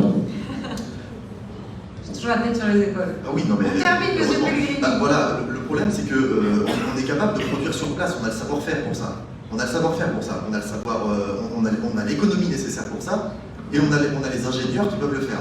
Merci Nicolas. C'est d'être indépendant. J'espère pouvoir plus répondre. Bonsoir. Une question pour M. Hugo Carlos. On a entendu parler de fin du collège unique proposé par Éric Zemmour, c'est bien ça, d'orientation qui a été évoquée par Emmanuel Macron dès la 5e, si je ne me trompe pas. Quelle est votre position concernant le statut de l'éducation nationale aujourd'hui, s'il vous plaît? Déjà, Jean-Michel Blanquer ne sera pas ministre de Fabien Roussel. C'est la première chose que je peux vous assurer. Ensuite, on voit bien que l'urgence pour l'éducation nationale aujourd'hui, c'est une question de moyens, entre autres, avec, par exemple, on dédouble des classes de CP, mais c'est à côté des privations pour d'autres classes. Donc on essaye de faire des réformes de bout de chandelle sans investir comme il se faudrait. Aujourd'hui, les profs ne sont pas assez payés, nous croyons en France, et pour rendre le métier de prof attractif, nous avons besoin de mieux payer les enseignants, de soutenir financièrement l'éducation nationale d'une meilleure manière. Et c'est ça un petit peu l'axe du programme de Fabien Roussel sur cette question-là. Merci Monsieur Carlos. Une dernière question pour Basile Imbert. Il n'a pas eu sa petite question. Alors, qui a une question pour Basile Imbert? Ce sera la dernière question, après on laissera une minute au candidat pour... Oui, bonjour. Je voulais savoir quelle était votre position par rapport à la place que prendrait la culture vraiment en France. Parce que bon, je sais que j'allais la poser à Carlos, enfin Hugo Carlos, mais je sais que son programme c'est la France des jours heureux, donc j'imagine que ça peut apporter quelque chose à la culture. Donc je voulais savoir votre position. Le programme d'Allemand en matière de culture. Nous d'ailleurs, les socialistes, on a toujours été au rendez-vous de la culture dans notre histoire. Le ministère de Jack Lang, qui a mis en place des évolutions, une révolution dans la culture en France, c'est nous. Si vous avez plein de mesures en faveur de la culture, le prix unique du livre, c'est nous, qui fait que les livres sont pas chers en France par rapport à d'autres pays. La fête de la musique. La fête de la musique, c'est doux. Les musées gratuits dans plein d'endroits nationaux, c'est doux. Je veux dire, on a un bilan qui ne fait pas rougir là-dessus. Donc on veut continuer. Continuer parce que la culture, c'est ce qui nous lie, c'est ce qui nous permet de nous émanciper comme individus. Et l'émancipation des individus, c'est au cœur du projet des socialistes. On le fait déjà à l'échelle locale, dans les collectivités qu'on a. Nous, on a inventé le pass culture avant Emmanuel Macron, avec Carole Delga, puisque vous pouviez déjà aller en 2000, je sais plus si 2016 ou 2017, j'ai un trou de mémoire, vous pouviez déjà aller acheter des bouquins avec votre carte jeune de la région en Occitanie. D'ailleurs, les livres scolaires gratuits, c'est aussi nous qui l'avons inventé sur Jeux Fraîche en 2008. Donc, nous, on veut vraiment continuer à mettre le paquet sur la culture là-dessus. Comme quoi, des fois, on ne comprend pas pourquoi la gauche est si éclatée. Vous avez presque les mêmes idées. En tout cas, merci. On peut les applaudir fort. Allons les applaudir. Alors, nous, on avait proposé une primaire de la gauche. Une candidature et Bon, du coup, on va laisser 40 secondes à chacun des candidats pour conclure. On va faire pareil que le tirage au sort de tout à l'heure, mais dans l'ordre inverse. Si vous voulez, voilà, monsieur on Charles. change. Allez. Donc, le premier, c'est Nicolas Pellegrini qui a beaucoup parlé, donc 40 secondes de strict. Strict, attends. Alors attends, je vais prendre le chrono. C'est pas lui qui va le faire. Attention, attends. 40 secondes. T'es un peu pour dire précoce. pourquoi il faut aller voter pour Jean-Luc Mélenchon. C'est parti. Alors 40 secondes c'est assez court, je sais que le changement peut faire peur, ce que je peux dire en tout cas du haut de mon expérience que je n'ai pas, c'est que si on ne fait rien, qu'effectivement il y aura des raisons d'avoir peur. Oui, il faut révolutionner notre modèle agricole, notre modèle énergétique, il faut changer notre manière de consommer, de produire, notre manière de voir les choses, il faut gouverner par les besoins et non par les impératifs économiques. Il faut mettre le paquet sur le bonheur humain et puis intégrer ça au calcul de la richesse que nous produisons réellement. Effectivement, le rapport du GIEC qui a été évoqué tout à l'heure, c'est pas 3 ans qu'on a pour changer les choses, c'est 6 jours. 6 jours, dimanche. Dimanche, le 10 avril, on vote pour Jean-Luc Mélenchon pour qu'un autre monde soit possible. Impeccable, 40 secondes. Impeccable, 40 secondes. Maintenant, ça va être Bastien Imbert qui a été très efficace face à Simon Rossi qui regarde ce soir, donc on te laisse 40 secondes. C'est parti. Donc, l'élection présidentielle, c'est la rencontre d'une personne, d'une idée et d'un programme. Nous, la personne, c'est Anne Hidalgo. C'est une fille qui est arrivée en France à 4 ans, puisqu'elle était née espagnole, d'un père ouvrier, d'une mère couturière.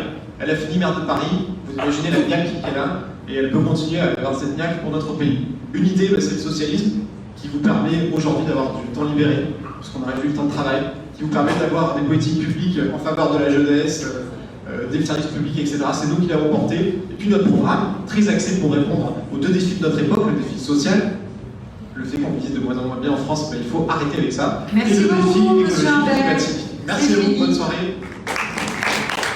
Nous allons maintenant passer la parole à Raphaël Valette, qui aime beaucoup la Corse. J'aimerais finir ce débat sur une note d'espoir en vous disant que liberté, égalité, fraternité, c'est pas juste des mots en l'air ou une devise, ça doit être une feuille de route. Que l'écologie, c'est pas juste une manière de vivre, c'est un horizon. Aujourd'hui, vous avez un pouvoir énorme entre vos mains. Dans 6 jours, je vous encourage toutes et tous, du plus profond de mon cœur, du plus profond de mon âme, à voter Yannick Jadot, à voter pour l'avenir, à voter pour le futur, pour qu'enfin dans ce pays, on puisse vivre sans survivre. Merci. On va maintenant donner la parole à Arthur Roland, qui a des très belles chaussures bien cirées. Merci beaucoup. Moi, c'est très simple. J'avais face à moi dans le débat un représentant du Parti Socialiste et un représentant de la République En Marche. François Hollande, Emmanuel Macron. 10 ans. 2 quinquennats pour rien. L'insécurité, la hausse des taxes ont fait qu'augmenter ces 10 dernières années, 10 années perdues. C'est pour ça qu'il n'est plus temps de réformer la France, mais de la sauver. Les 10 et 24 avril, je vous encourage tous à voter pour Éric Zemmour, pour que vive la République, et surtout, pour que vive la France. Alors, vous avez compris, vive la France. Maintenant, je vais donner la parole à Jean-Marie Launay, qui est le plus grand de nos candidats et qu'on n'a pas très bien entendu comme il est assez loin du micro ce soir. Marine Le Pen est prête.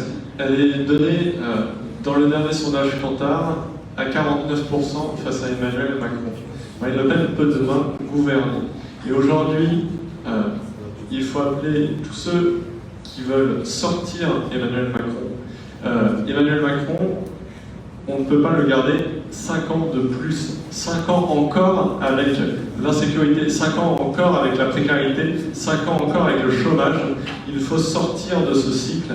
Le dimanche prochain, voter Marine Le Pen, c'est le plus important pour sortir Emmanuel Macron. Merci beaucoup. Merci beaucoup, on apprécie également des super chaussettes à moitié. On va donner maintenant la parole à Jean-Baptiste Jouve, le représentant de Valérie Pécresse. Et j'ai pas encore de vanne, ça viendra après. Merci Zachary. Alors, je vous encourageais à voter pour Valérie Pécresse pour 2 raisons simples. C'est la seule qui, je pense, a compris les attentes des Français. C'est la seule, en fait, qui a les mesures, a le programme le plus complet pour résorber 2 soucis majeurs pour la France. Elle va rendre du pouvoir d'achat aux Français et elle va rendre aux Français la plus belle des richesses, le travail.